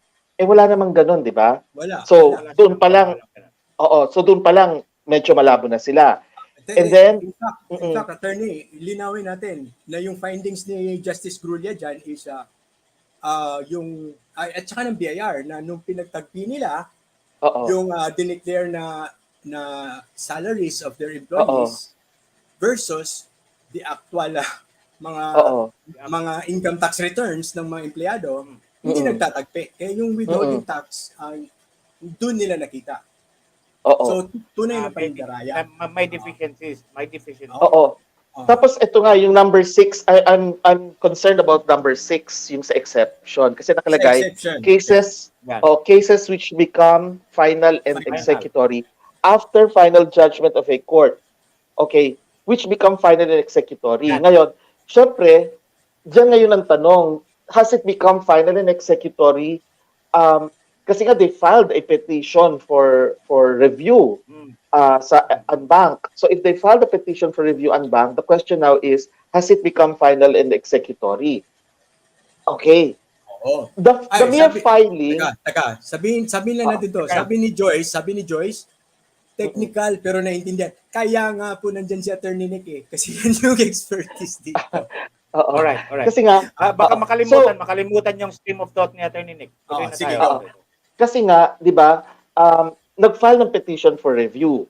Since nag-file ng petition for review, the case has not yet become final and executory. Kasi exception yon doon sa magko-compromise ka. Ibig sabihin, you cannot compromise, okay? You cannot compromise if the case has become final and executory. But since they already filed the petition for review sa CTA and bank, it means the case has not become final and executory after the final judgment of the CTA division. Since hindi naman niya nagbiging final and executory, there is nothing to compromise. Therefore, it falls under the exception. They cannot compromise it. Right. Diba? Ang tingin ko dyan kasi ang nangyari is, ito sa number 6 na yan, when it says, the compromise is requested on the ground of doubtful validity of the assessment. So, what are we talking about? Is it the assessment of the judgment debt, which is the decision of the CTA, or the assessment of the BIR that is originally the basis for this case, for the first instance of this case? Alin kaya ang validity? In either case, both have become final kasi when the DBIR issues an FLD, it's a final letter of demand. Final letter demand, it's a final assessment notice kaya nga FLD, FAN. So it becomes final na. So hindi pwedeng ground of doubtful validity of the assessment because that is already the assessment. And when the CTA division looked into it and even hired or commissioned an independent CPA to look at it and arrived at it at those particular amounts, then it means there is no doubtful validity of the assessment. So, pasok dito. So, ibig sabihin, paano mag-enter into a compromise when it falls under number 6? Tama. Correct. Diba? Yes. So that is the doubtful validity. The financial incapacity, which is number 7, estate tax naman yung pinagsasabi dyan. Estate naman yun, hindi pwede yun. So hindi yan sila mag-apply sa kanila. Doon sa allowed. Doon tayo sa allowed, no? I'll put it back sa allowed, ha? Dito. So these are the allowed, no? Which may be compromised. Is this a delinquent account? Yes, it is. Yeah. Or no? Partly. Yeah, partly it is. Okay. Kaya siya may 600 million na delinquency tax. Delinquency fee. Yes. Cases under administrative protection. Yeah, does it fall under this file? Hindi na kasi hindi naman administrative protest yan judicial na nasa korte na Kaya nga precisely, di ba? Okay. Number 3 so ano kaya ginagamit na dahilan number ni July? Number 3, posible. Civil tax cases being disputed before the court. But Dahil it is being disputed. Hindi yung Yes. hindi yung decided na. Decided. Being disputed pala to. In other words, hindi pa lumalabas ng decision ang Court of Tax Appeals Division. Ongoing pa lang. Eh dito naglabas na ng decision, di ba? That was December 2019. Oh. So hindi rin applicable to kasi being disputed pa to eh. Collection hindi rin kasi iba kasi ang collection eh. Ang collection kasi is kapag iba yun eh. Hindi siya yung may assessment problem eh. It's simply, nagkaroon na ng final decision, magko-collecta na lang ng, let's say, property, ile-levy, ganyan. Eh kaso, distraint on. So, hindi to collection. Hindi applicable. Criminal, lalong hindi criminal kasi wala namang assertion of fraud or evasion, wala naman. Oo. So, wala talaga. hindi siya magfo-fall dyan sa Wala. kahit Hindi anong siya allowed dyan. Even if the delinquent accounts, even if we look at delinquent accounts, number 1, hindi naman delinquent accounts, if we look at yung naka-matrix na income tax, yung lahat-lahat na yun, that is not the delinquent. Kasi ibang amount yun, that's 1.2 billion. Iba yung doon sa sinabing delinquency na 600 million. So, there. Yes. Okay, so what about the, there's a law, the Republic Act number 11213. Let's check that out. RA 1121. Yan yung tax amnesty. Yes, there was an tax amnesty. Diba? Which may be used to justify this. Let's just see if it falls into that. Pero, that is different naman. Tax amnesty yon. They did not enter into an amnesty. Instead, they entered into a compromise agreement. So, hindi mag-a-apply. Sabi nilang basis is actually just the civil code, no? And not not this law. Oh, so hindi rin pwede yon, di ba? So hindi mag-apply. And even if we look at the tax amnesty law, nakalagay dito, it will not apply to the following na yung letter number 5, letter D, na ang sinasabi, delinquencies and assessments that have become final and executory. So, malabo rin doon kasi by then, nag-appeal nga sila, if it's within the appeal period, edi posibleng so hindi pa final and executory nga, di ba? Hindi pa, oo. Maganda natin itong tingnan kasi it will give us a guide as to what is the legislative intent or what is allowed under even an amnesty, di ba? Even under an amnesty, ano ba ang kayang ibigay, di ba? Okay, tanongin natin si Attorney Nick. I have a question. How is this done? How do you benefit from a tax amnesty statute? How do you apply for it? There is a procedure there. Merong form na you have to fill out and then put everything there sa form na yon and then you submit it. It means hindi mag-a-apply except itong exceptions nito. Pag may exceptions, then hindi ka pwede. So merong form yan. Separate from it is separate and independent of any compromise. Hindi pwedeng simultaneous yung dalawa eh. You choose either. That is it. Okay, I will do I need to zoom in? No, zoom in. Sige. Alright. Better? Yes. Yan. So sabi, general tax amnesty because before this is estate tax. Okay, so it's not applicable. So it says here, there is hereby authorized and granted a tax amnesty, general tax amnesty, which will cover all national internal revenue taxes, such as but not limited to income tax, withholding tax, capital gains tax, o dami, no? Including value-added tax and excise tax collected by the Bureau of Customs for taxable year. BIR now and then Customs 2017 and prior years. Pasok, no? With or without assessment, duly issued, therefore, and have remained unpaid, provided, however, that the general tax amnesty hereby authorized and granted shall not cover persons or cases enumerated in Section 16. Okay, so sabi nito, merong Section 16, hindi pwede. Okay, punta na tayo doon. Yun yung binanggit natin kanina. Binabasa ko na yan. Okay. Section 16. Exceptions. The general tax amnesty under this act shall not extend to the following. Withholding tax agents who withheld taxes but failed to remit the same to the Bureau of Internal Revenue. Not applicable. Hindi pwede. Di ba yun yung ginawa nila? Yeah. Di ba yun yung ginawa nila yung sa withholding tax? hindi nagtutugma yung kanilang minidhold sa mga empleyado at saka yung kanilang dineclare na total na sweldo. Tama? Well, but there is no Taxpayers, evidence na hindi no, nasa findings. Nasa findings. Magkaiba yon, magkaiba. Kasi ang ginawa nila is, ang tawag namin dyan, cross-referencing. Kumbaga, nag-withhold sila na hindi tumutugma doon sa iba. Magkaiba yon. Ang sinasabi ng Section 16 is, nag-withhold ka, pero hindi mo naman pinadala sa BIR. So hindi siya nagko-cross-reference. Ibig sabihin, tinago mo lang. May mga ganyang kumpanya, nag-withhold sila, tapos hindi nila ni-remit, binulsa. So, magkaiba yung dalawa. So ito, taxpayers with does not cases apply. pending. Okay, taxpayers with cases pending in appropriate courts involving those that fall under jurisdiction President PCGG. Wala yan. Does Violation not of apply. 160, wala. Tax Wala, cases wala. that have become final and executory. Paano to? Wala. At wala yan. It doesn't apply. At saka, hindi, it doesn't apply. Which one? Sorry, number ano yan? Itong, this exception letter C, tax Letter cases C? that have become final and executory. But that applies to criminal cases. Deciding, Number 5. Felonies of fraud, illegal exactions, malversation of public funds, etc. So, dapat yung A, yung C at saka yung sorry.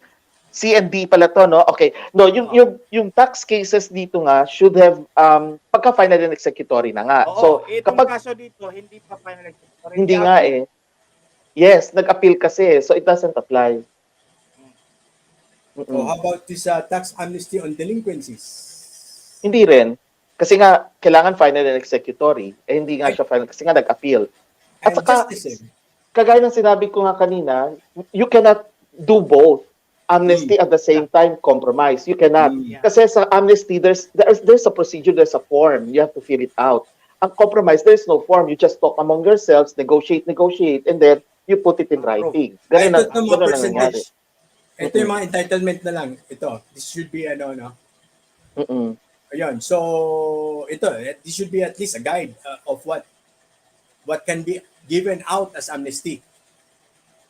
Itong Section 18. Delinquencies and assessment which have become final and executory, 40% of the basic tax assessed. Yun yung ibabawas? Yun yung allowed na i-amnesty. And pay the following. So ito yung babayaran mo na lang 40%. Yeah. Okay, so kaya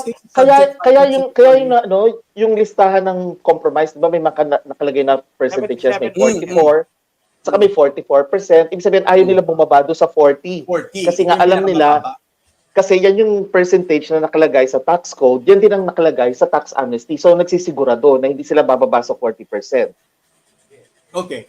Now, if ever nag-avail ka ng ganyan, kahit na na-amnesty ka, does that mean na yung mga penalties like the interest and then the delinquencies, wala na yun? Tatanggalin mo? Assuming that the compromise is valid, Assuming the compromise is valid or the amnesty is valid. Oo, wala na, mabubura na lahat yun. Mabubura na. Assuming that basic lang. Hindi, yung ano yung nakasulat doon. Kasi the court will not the court will not inquire into the reasons Titingnan lang na nag-agree kayo, okay, final. Sige, yun na. Hindi na pinupuntahan na ng court yung reasons behind kasi parang amicable settlement ito nagkakaroon kayo ng alternative dispute resolution or ADR. So nasa sa inyo na yan. The court will not look into that. The court will only look kapag intimidated ka or niloko ka, yung ganon. But walang consent, correct. Vitiated consent. Pero since nag-agree naman sa the court will not look into that.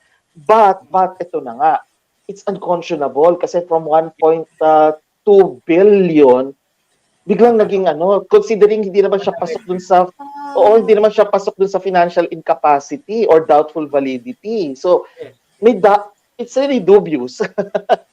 Hindi siya vitiated consent. Para siyang weird consent. I'm wondering how the court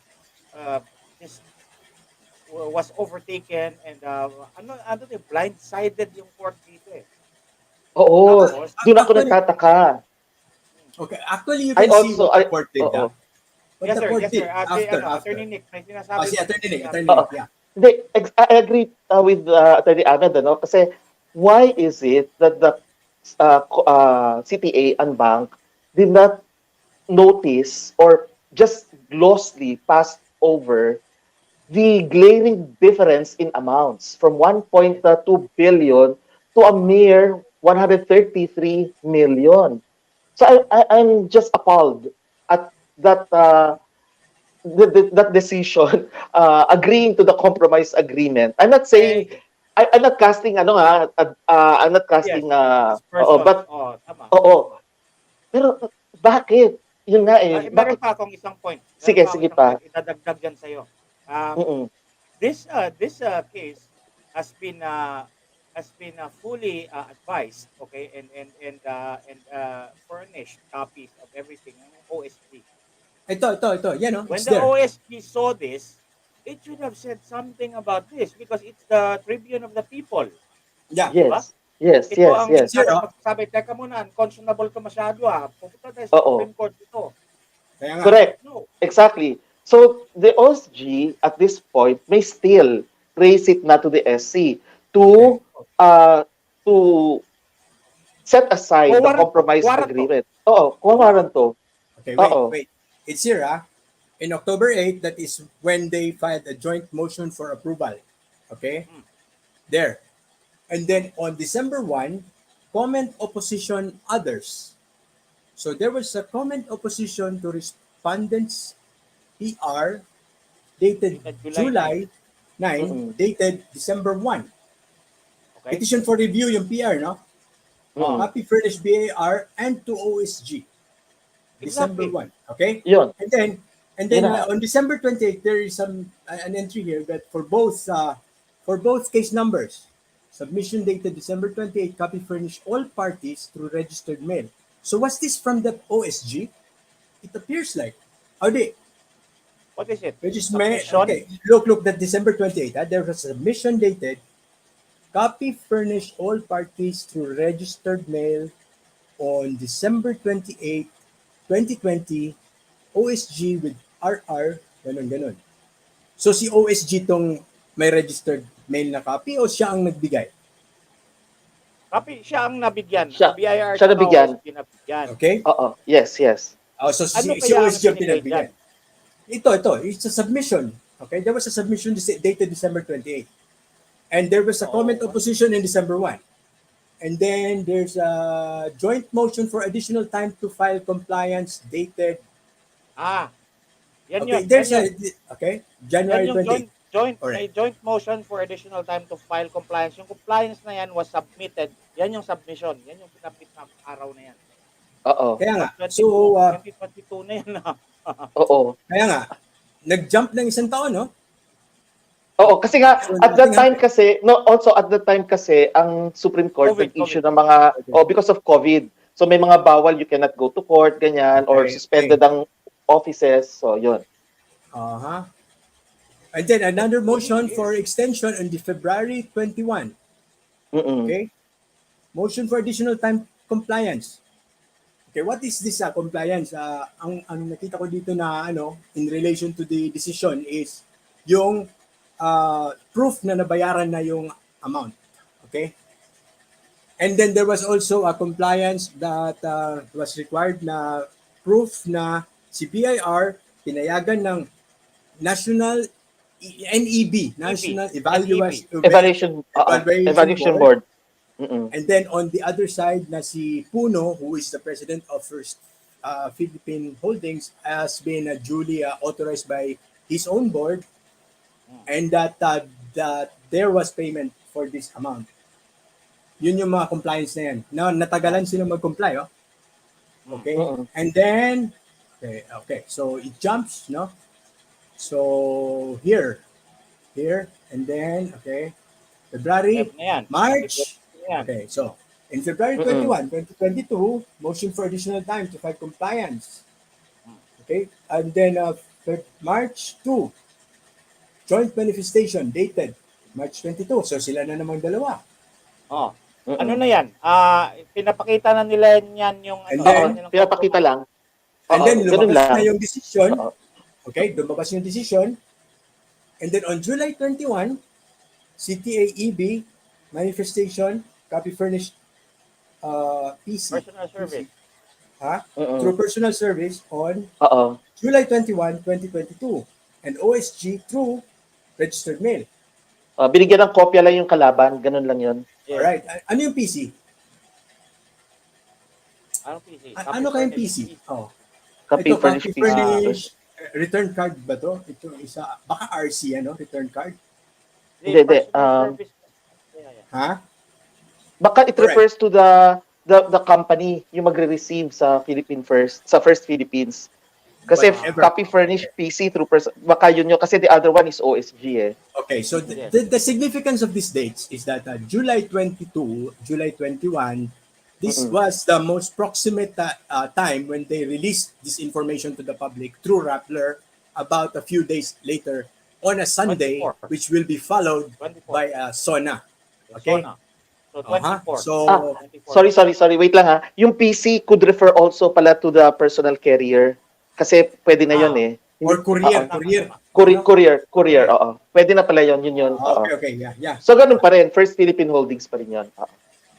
So there was a manifestation on July 21. Maybe they were saying that they've already complied with everything, no? They've already done everything. Yeah, oo. Yun, so the question is, did they have money? Tama? What was their financial position? Tama yung ating tanong, no? Na binben in 2020. Sige, I will go into that detail. Yan pala yung nakikita nyo. Sorry. Yan. Oo nga, no? Yan, oo. 2019. We are watching you doing that. 2020 ba dapat ang hanapin natin? Hanapin mo muna. Pwede. Bago mo. Tingnan mo yung balance sheet lang, yung balance sheet Kaya or nga, statement of April, condition. Diba? Itong April? Yeah, April. Meron akong Malamang ipapakita dito, Jeff, habang hinahanap mo yan. Oh, ikaw, may na-download ka na yan eh. Pina-download ko na to sa'yo eh. Ito. Oh, yan. Yan. Oy, kayo, kung nabuboard kayo, magbigay naman kayo dyan. Meron ba tayong pang-copy Oo nga. dyan? Malaki, oh. O habang yan, naghahanap ka dyan, ito muna. Oh, habang naghanap tayo, di ba? Paano yung sa akin? Wala. Oy, asan yung kayo? Oh, lagyan natin. I-type mo na lang. Type mo na lang JP sa ilalim. Oo, I-type type mo nyo na lang. Oo. Gcash din. Oo. Oh, Pabigay ko? Bigay ko? Banners. Sige. Ay, So, text mo lang. 0, Yung 917. dagdagan ko. Dagdag nyo na lang sa banner. Hold on. Gcash. Or i-type ko. Gusto nyo i-type ko sa comments para copy-paste nyo? Oo. Ito na. So, 0917 0917 923 923 46 46 32. 32. Yeah. Okay. Yes, thank you. 0917-923-4632. Yes, yan. Okay. Para may panchicha lang. Of course. Oo. Lalagyan ko. Sila Sure. bigyan. Oo. Tingnan Oo. na natin ito, ha? Thank you. Yan. Yan. Tapos itong kay JP, lalagyan ko rin ng JP. Yes. Yes.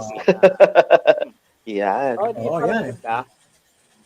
Talagang nagulat ako doon sa 1.2 billion tapos naging 133 million. Na Tapos obviously, tapos nilagpasan lang ng court. Parang what?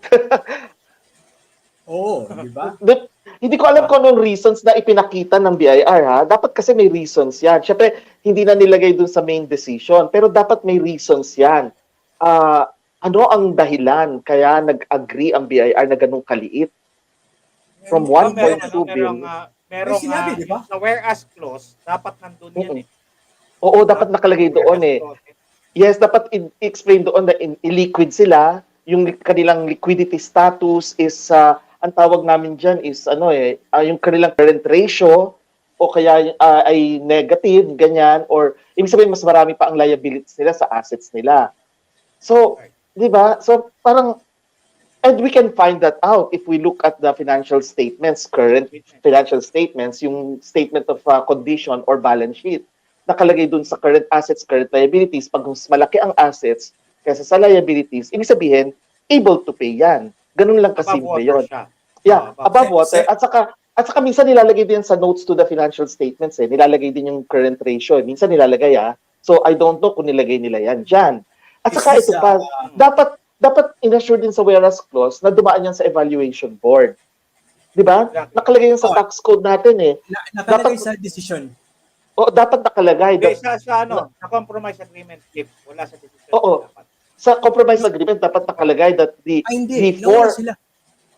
deputy commissioners should have agreed. No. That is Oo, not what happened. yun na nga, nasaan yun? Dapat Okay. nasa So whereas that is clause now yun. illegal. No, look That at the makes it the look at the entire compromise. look And at if it the is illegal, it's void. And if it's void, it cannot be It cannot ratified. prescribe. okay, And but it cannot prescribe. The how can OSG the can people file this case anytime. kaya nga Yes, how yes, can anytime. the OSG file it when nobody can make any noise about it because the media doesn't cover it? That is the point. Yes, but they are furnished copies of these things. Oo. Ah, They're bound under the law to take action Bakit? kasi Nawala sa mandate yan decision? ng OSG eh. Mandate yan ng OSG eh. Attorney Nick, Yeah. may Yeah. tanong lang ako. So, We're looking for the balance sheet. Kasi Mm-mm. ang kapal kasi ng ano nito, I look for the balance sheet. I mean, Sa ano lang, balance sheet lang, tapos i-flash Balance mo sheet. lang yung I current look- assets, current liabilities. Oo. Market information, hindi to, stock market to, no? Ang Mm-mm. dami kasi nilang kumpanya. so Ang ang dami nilang ano. may minimal Here. habang hinahanap mo yan. Yung Million. something that Revenues. is void ab initio. Okay? Siguro that we is can, void. habang inahanap ni JP, we can ask, we can read the comments. Comments siguro, ano? Yes. Ahmed, oo. Revenues, Oo. hindi to. Revenues and expenses, hindi to. Iba Kasi yan. nakita naman natin na kumita Oo, sila ng 24 billion. Oo, di ba? akyat ka. Kasi sumunod lang yan eh. Akyat ka. Oo. Nauna sila sa revenues Oo, muna. nauuna yung Revenues balance sheet bago sa yung- income statement. Oo. Hindi, sila, iba sila. Maganda, Iba to, maganda to, siya, maganda siya. ABS-CBN style to. Kasi sisip ito eh. Sisip-sipin kita. Pero you look at the Okay lang, you look they at will be bound by their own submission. Oo. Income. Wait, net income. Oh, yun. Yan, I'm here na in the assets and liabilities. Attorney Nick, great to see you daw. Oh, hi. Oh, thank you, Eufemia. Oo. Hi. Thank you. Oh, Nice to be. Can you show it Yung na? tumatakbo dyan na number, alin? You can show it. Ayan. Hindi, kasi Sige, pag show it pinindot na. ko, Sige. nagiging remove eh. Palitan mo lang to, palitan mo lang yan, oh, yung Hindi, you Ayan. click it there. Ayan. Enlarge mo Alright. na lang. yan. Zoom. Full screen mo, full Wait. screen, double Wait, double tanggalin ko muna click. yung tools and then I will Yan, enlarge. Yan. Oo. First enlarge. Oo. Ayan. Yan no, yung control app mouse. Ito. Yan, Ayan. control app. There. Bigger na. Yan. Assets. Scroll mo lang, scroll pababa para makita ko yung amount Ayan. ng current So, assets, liability. Assets. Baba mo, Jeff. Scroll Kasi down. may amount na ng current assets, Total 140 assets. 140 million yan. Tapos, 140 billion yan. Kasi in millions ito eh. Yes. 140 billion yan. Kasi consolidated to eh. Tapos So, ang current liabilities, ayan no. Kung 140 siya, ang current liabilities mo is 77 billion. Current liability, Liquid. 77. Very Liquid Above siya. water ka. Above water. At saka, even though, kaya lang kasi ito consolidated, ibig sabihin pinagsama-sama na lahat sila. Can you Sila find naman the financial statements lang ng First Philippines? Kasi This is it. kung yan This is it. This is this it. is it, ano? Kasi nga, This is not Lopez iba Holdings, ang- yes, this is the Philippines. First Philippines nito. Yes. Because this is a consolidated of all their power plants. First Philippines, First Yes, Philippines. First Philippines, yeah. Okay. Sila lang- Di very liquid sila. Very liquid sila. This is the company being granted 1 billion discount from our government in the middle of COVID-19. So, very liquid. Hindi discount. Yes, this is That their was assets. that was a condonation of a judgment debt. Mm. Yun yung Yes. tawag dyan. A beautiful. Condonation. That is not a judgment. But, That is not discount. Yeah. Oh. yeah. But, that condonation is void. Oh, because it's bigger than what the hell? Yeah. It's bigger than the basic debt. But how many of us only know about this now? Yun na nga Tayo to, eh. and ating mga followers. 200 Oo, tayo lang. 288 of them. Yeah. Tayo lang, mga friends. Tingnan ko ulit ang current liabilities. pakiangat mo lang ulit, Okay, JP. Sorry sorry. Liabilities. Hold lang. Okay. Yan. Okay. Liabilities and Akyat equity. muna. Current assets Taas pa, muna. taas Current pa. assets muna. Assets. Okay. Current assets muna. Yan. There. I didn't understand that. Current assets. Yeah, Ayun, kasi, ayun. Yan. Taas pa. Sige, this sige. is okay. December 31, 2020, 2019. Increase, Oo. decrease. O, tingnan mo, nag-increase pa. 140, 129. Sige. 140, Tapos, 129. patingin ng current liabilities para ma-compute ko lang. Baba. Current Alright. liabilities. Current liabilities. Current liabilities. 77,925. Yan. 77,925. 925 billion. Okay, so ang current ratio nila is 1.8. And that Very- is very nice. good. Very beautiful. liquid. Ibig sabihin, for every peso of liabilities, meron silang 1.7 pesos. 1 peso and 70 centavos to pay for it. So they are And- liquid. So there is no Yeah. financial incapacity if we're looking at Yes. it that Right. way. And definitely, they are not insolvent because they are reflecting, baba ka sa baba, yung equity nila, is it positive or negative? If we look Very at the, positive. yung kanilang Rian. Ah. Rian. Equity. Equity, Sagutin here. mo muna to ha. Sagutin. total equity, Yeah. it's positive. It's not a deficit. So it's a retained earnings. Ibig sabihin, they are solvent also. Okay, Solvent and nagbayad nga liquid. ba? Okay, nagbayad nga ba? Okay, yun yung tanong ni Rian. Nagbayad nga ba? Ayun nga, yun ang, Sagutin mo. yun nga yun ang, kasi compromise judgment pa lang naman to eh. So, wala pa yung hindi natin alam kung meron. Ah, Sa meron? decision Nakasulat? actually. Yes. May resibo. Wait ha. We are talking about the EB which one is this? CTA, second division. Do you see the second screen? OSP. Tama? OSP. You see this, yeah. no? You see this? The whole, Mm-mm. Right. So this is Grulia's decision and then this is the Castaneda 2315. Ano ba to? Bakit ako napunta dyan? Revenue regulation. So, teka, ano ba yung isa nating decision dito? It's the... saan ba yun? Wait, sige. Continue Ayan, mo muna. judgment, Kasi yung decision na yun, ito, June 17. It says here, okay? Ito yung mga compliance na matagal nilang na-comply. Alright? Mm-mm. There was a special power of attorney, August 24, 2020, authorizing Francis Puno to sign the compromise agreement. The compromise agreement is dated October. Okay? Secretary certificate August 3. So, ibig sabihin, August pa lang, alam na nila na magko-compromise sila. And then, allegedly, there was a payment, okay, amounting to 135 million. Here, attorney, malinaw ba dyan? Or do I have to make this Yeah, bigger? malinaw naman. Sige lang. Malinaw. Okay? Sige lang. Oo. It says here, ito yung mga resibo, all made using EFPS. Electronic Okay. filing payment system yan. Yes, and these are the Ah. receipt numbers evidencing payment of 135 million. So, nagbayad. Paid. Okay, now Okay. there's a superscript number 4. Let's go see when was that made. Number 4, walang nakalagay. Proof lang yan. Okay. Oo. So allegedly, there was a payment made. Okay. Mm-mm. So would that reflect in the expenses of year 2020?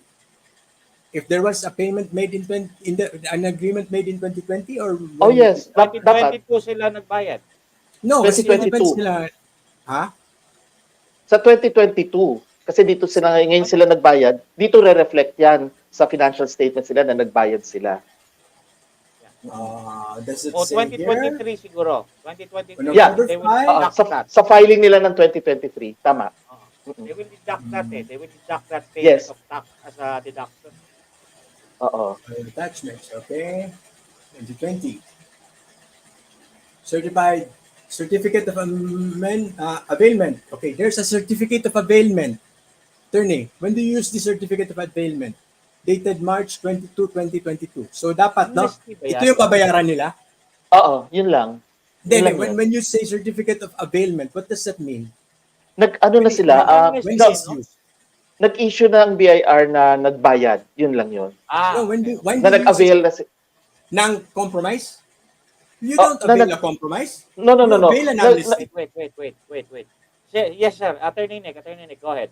Oo. Hindi, ang sinasabi lang dito that avail na sila kasi nga they went into a compromise. And then ang ginawa ng BIR is nag-issue lang ng document na sinasabing, okay, we received already these amounts. Kasi nga OR lang naman yung isa eh. Yung mga maraming amounts na amounting to total of 135 million.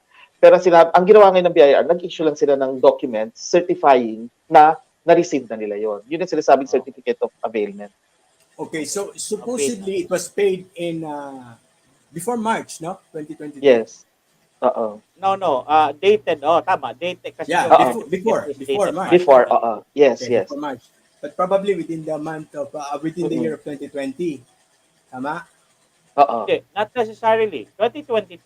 2022 kasi ito March 2022, no? Yes.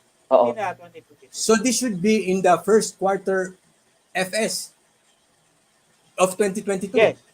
Yes. Yes. The submission would be on the 2023 pa.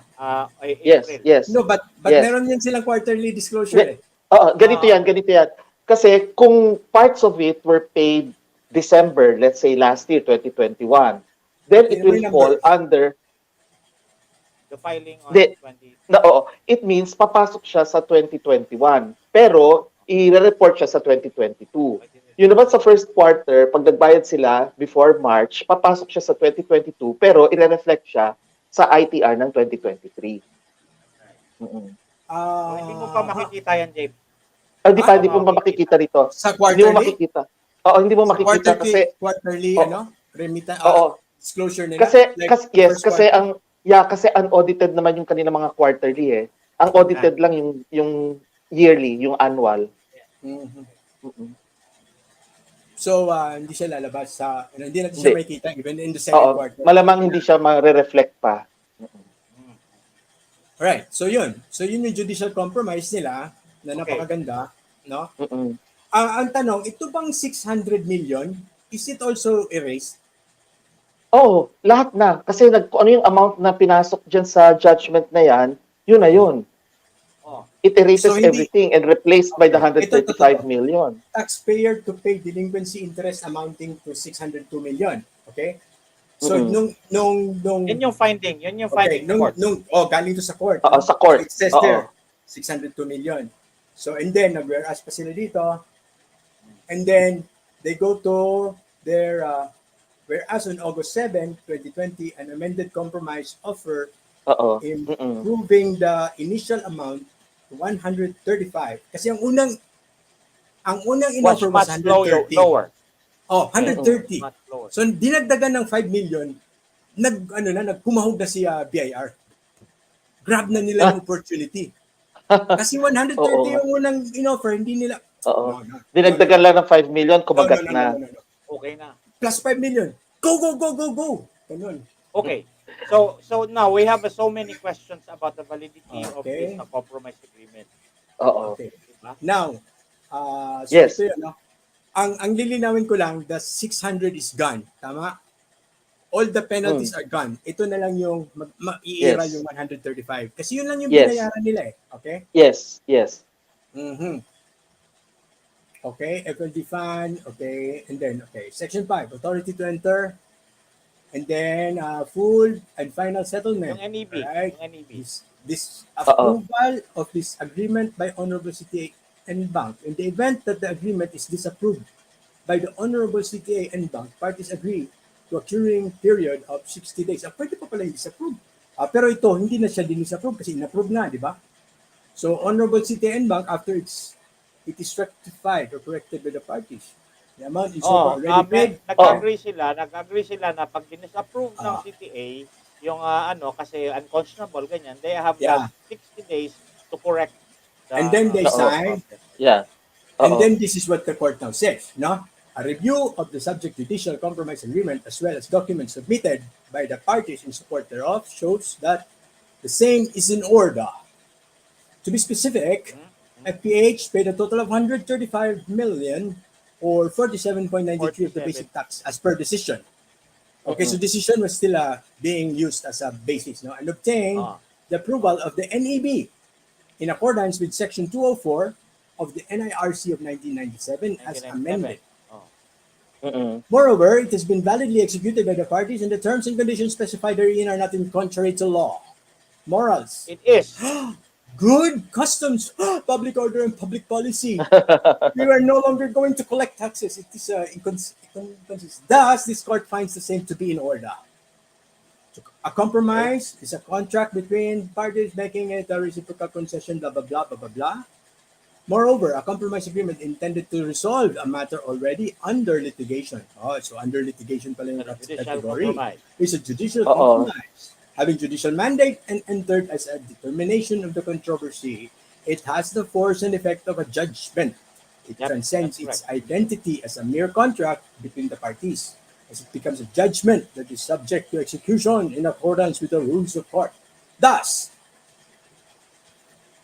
compromise agreement that has been made and duly approved by the court attains the effect of authority of res judicata, although no execution may be issued unless the agreement receives the approval of the court where the litigation is pending and compliance with the terms of the agreement is decreed. Wherefore, in light of the foregoing, the judicial compromise entered into by the parties dated October 5, 2020 is hereby approved, and this judgment of compromise agreement is hereby rendered in accordance therewith.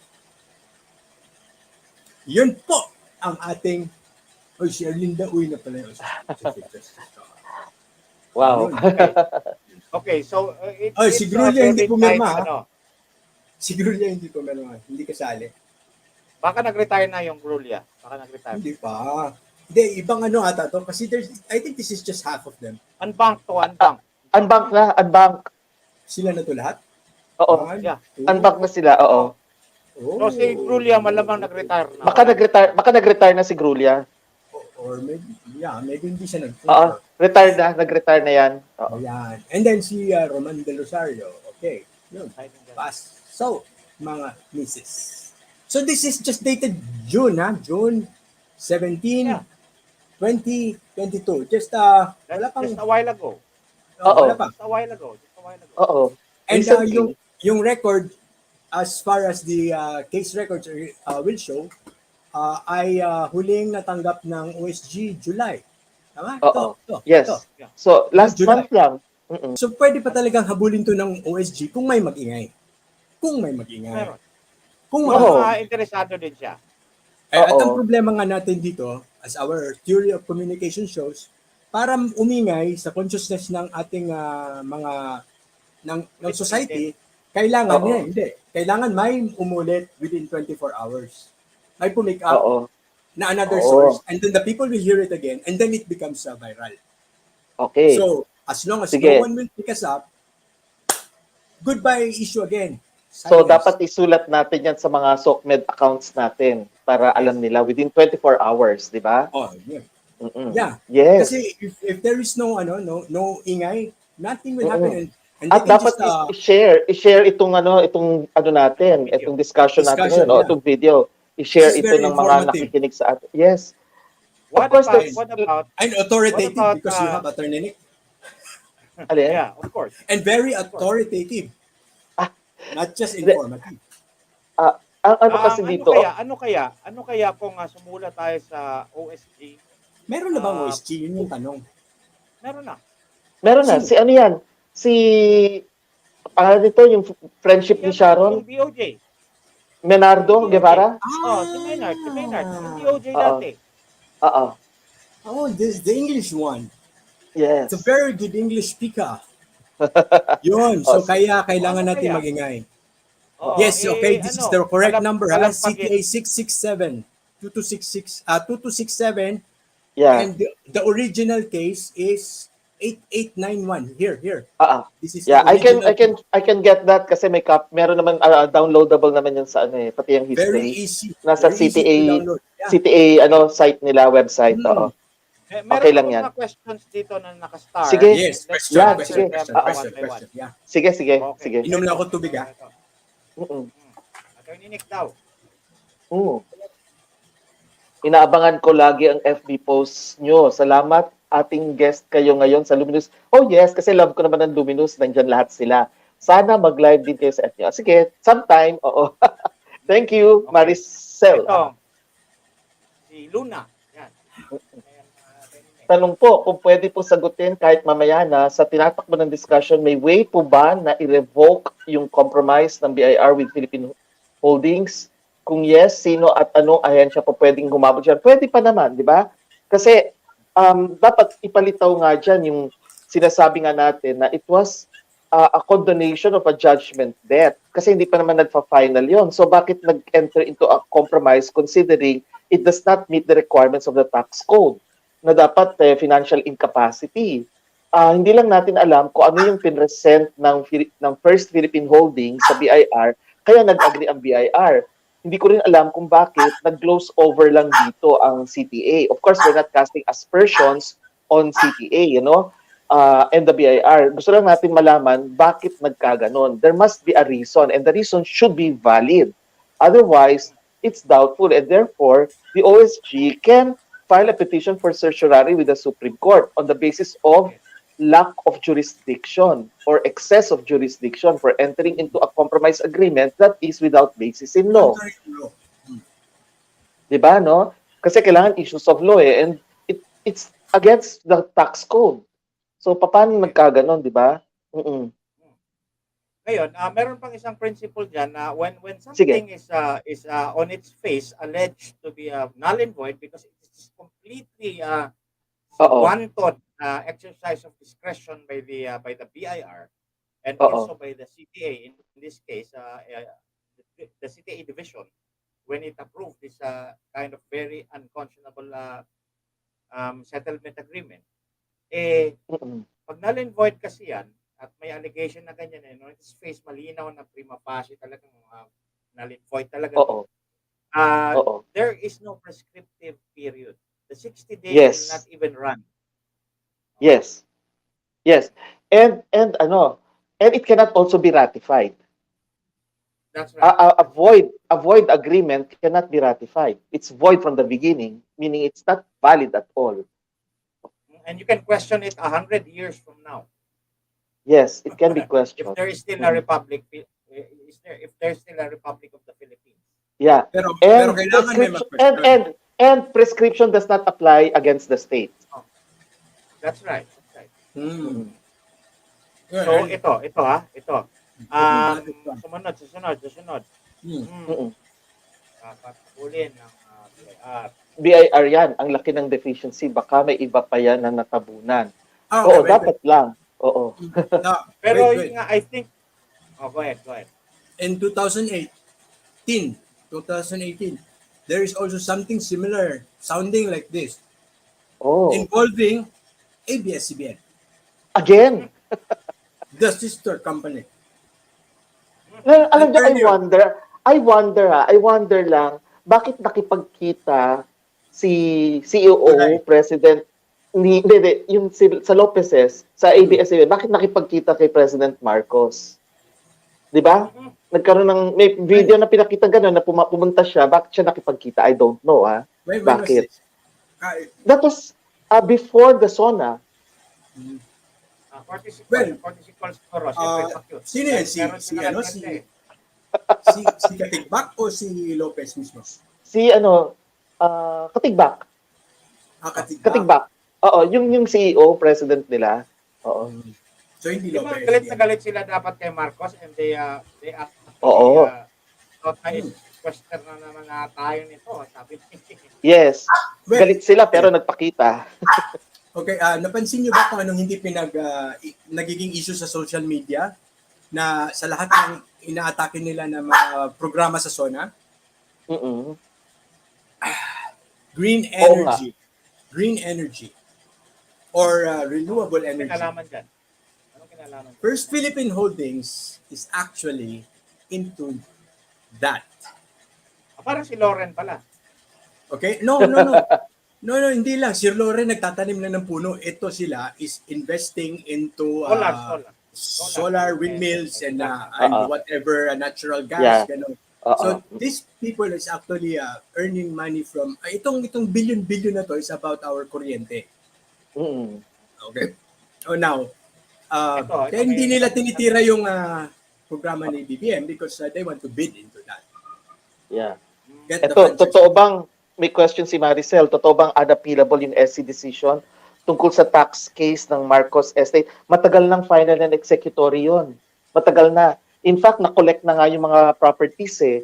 So, kung meron pang natitira, according to PCGG, napakaliit. Pero recently, di ba nagsalita na rin ng Sandigan Bayan at sinabi nga nila dyan na most of the properties have been forfeited in favor of the government and the others are in the hands of third parties who are not even third persons who are not even parties to the case. So, unappealable na yon. So, wala na sila makukuha. At saka, only to the extent of the properties of the late Ferdinand E. Marcos. Hindi pwedeng magpa-pass down yan sa mga heirs. Okay, next. And then, Ito, sana mahabol ng BIR, puro ganyan na. Okay, mag-ingat tayo. meron pa isa, meron pa sa generalization ano. na ganyan. Hindi, Si- marami Yan. dito, marami. Meron pa Sige. yung mga start dyan. Yan. Andy Fern, Yep. can PH government sequester sheriff FPH assets for foreclosure? Actually, they can easily pay it. Oo. Yung You ano, don't yung need this. you don't need to sequester because they have so much money. In fact, they own 1/4 of the Philippine Republic. Kung ganyan karami yung pera nila, hindi naman. Ay, Well, I don't know. Maybe they can Diba, finance with the assets of about 400 billion. yeah, kasi may power ang BIR to levy the property. So pwede nilang gawin 'yan under the tax code.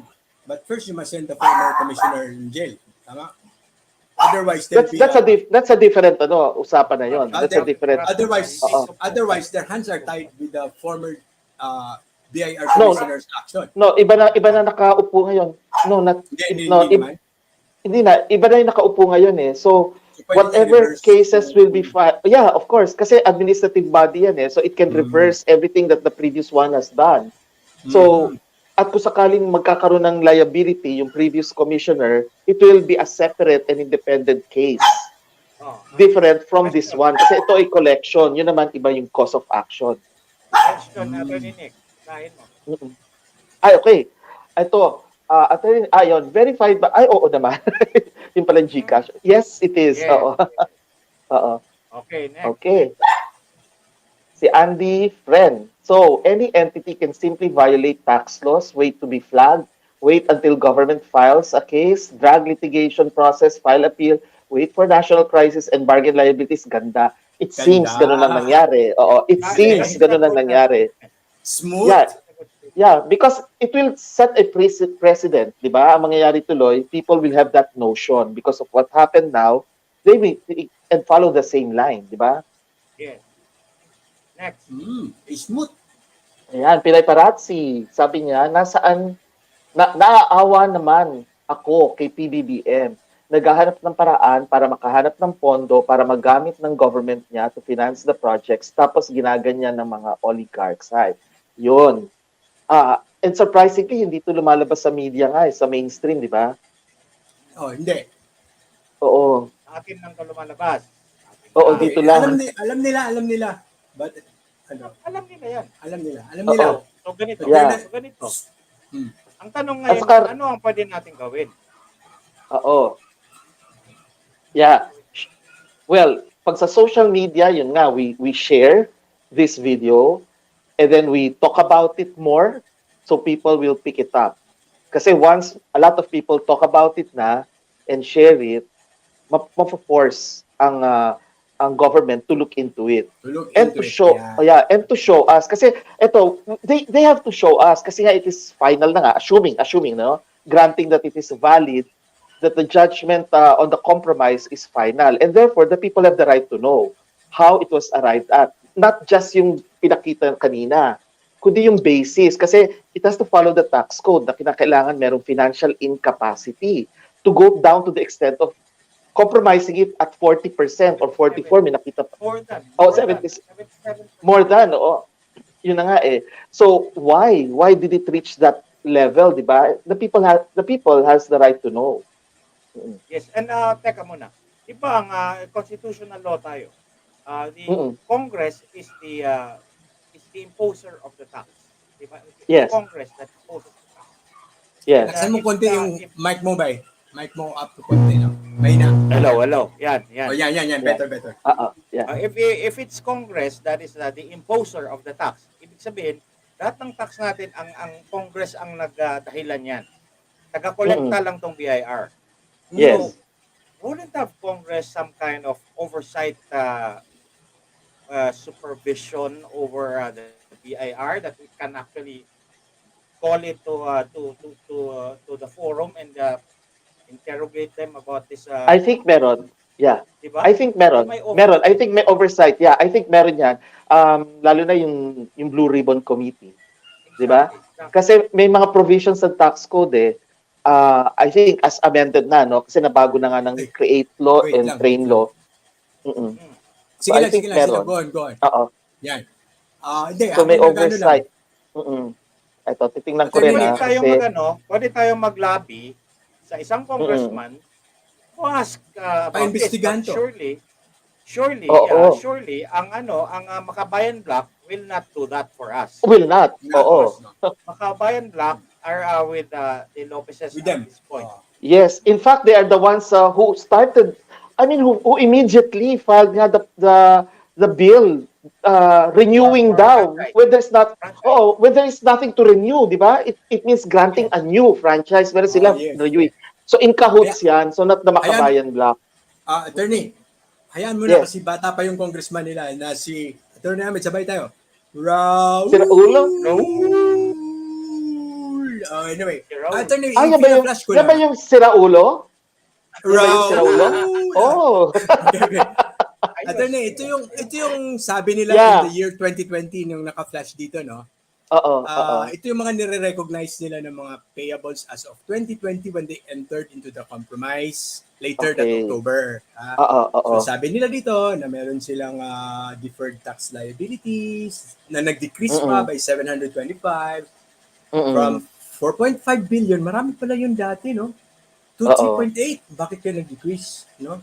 Yeah, oo. Yan, nagde-decrease yung kanilang mga tax liabilities, tapos income tax payable, 55 lang, 55, yun, increase. Okay, Yan. ito Ganyan sila. magandang tanong Itong Yan. gustong tanong gustong Ayan.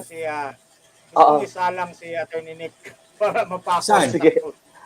What if Attorney Nick writes and submits his findings to the OSG as a CPNL lawyer, include everything that we discussed here, tapos gamitan na rin yan ng channeling powers as Attorney J-Lo Affleck. Oo nga pala. Yes. Oo. Okay. Well, I can help draft it or revise something that is written, then sige, pwede naman, di ba? Let's do that. We will Yeah, we help each can. other. Yeah, we will help each other. Wag yun naman yung isang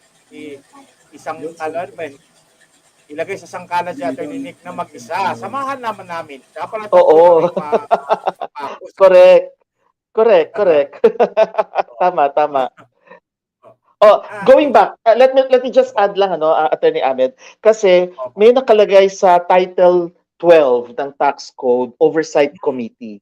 Meron. Yes. So the Oversight Committee, of course, can review the etc. Marami siya pwede review the collection performance of the BIR. So pwede yan. And it's under the Ways and Means Committee. Sino ba nag-head ngayon ng Ways and Means Committee? Si Gatchalian. Pwede sa House of Representatives. House muna, sa House. So, kasi pag-tax galing sa House yan eh. Oo. Yeah.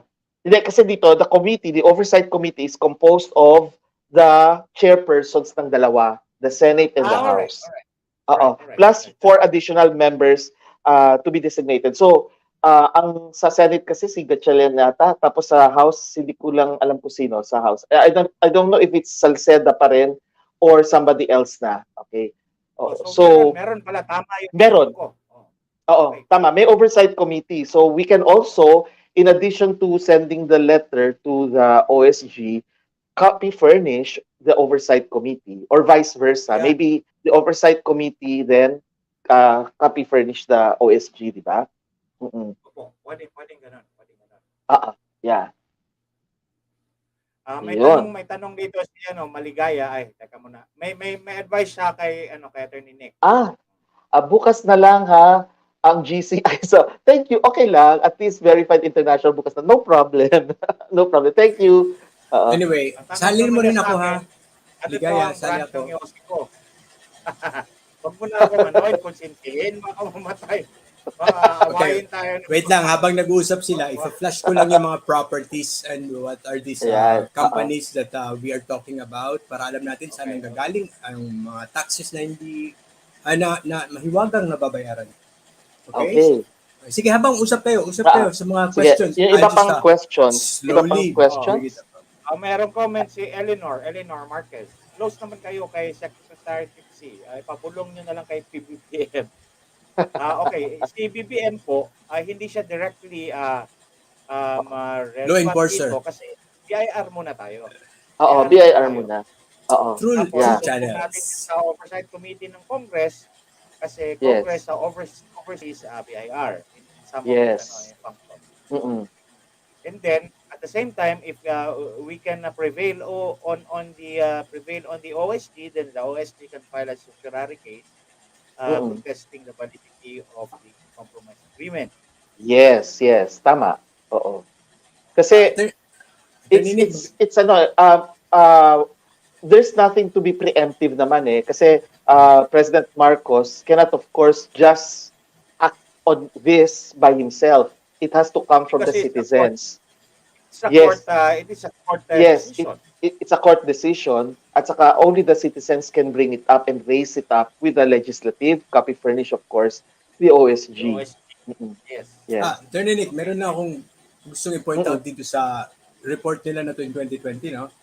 Mm-mm. So, the first Gen Bukidnon power plant, it says Mm-mm. here, it is located in Manolo Fortich, near Cagayan de Oro. Okay, and there is a big, there's a 2.4 kilovolt generator, right? And then there's a big reservoir covering 2.83 hectares. Mm-mm. And then there's a generating unit, blah, blah, blah. Okay, and on November 23, 2020, FG Bukidnon and Pisam executed a deed of sale to purchase the land where the Abusan plant and administrative compound is located. But as of December 31, 2020, the net book value of FGPHPP's property, plant and equipment amounted to 74.1 million. But with that description of property, is it only worth 74 million? Really? Mm. Yan Yeah, na and nga then kabibili lang nila sa gobyerno ng plant and property. Wow. Ano, 'di ba? While we are exerting our effort to fight ABS-CBN oligarchy, the other part of their sister is making so much nice nice. Ito yung nice. Sino ba yun? Si Nice Mama? Sino yan? Nice Nice. po. Sino yan? Ay, sige, sige. Yeah. So, Hindi ito pa. kasi ang sinasabi naman kasi net book value, ang recording kasi sa financial accounts niya is at cost.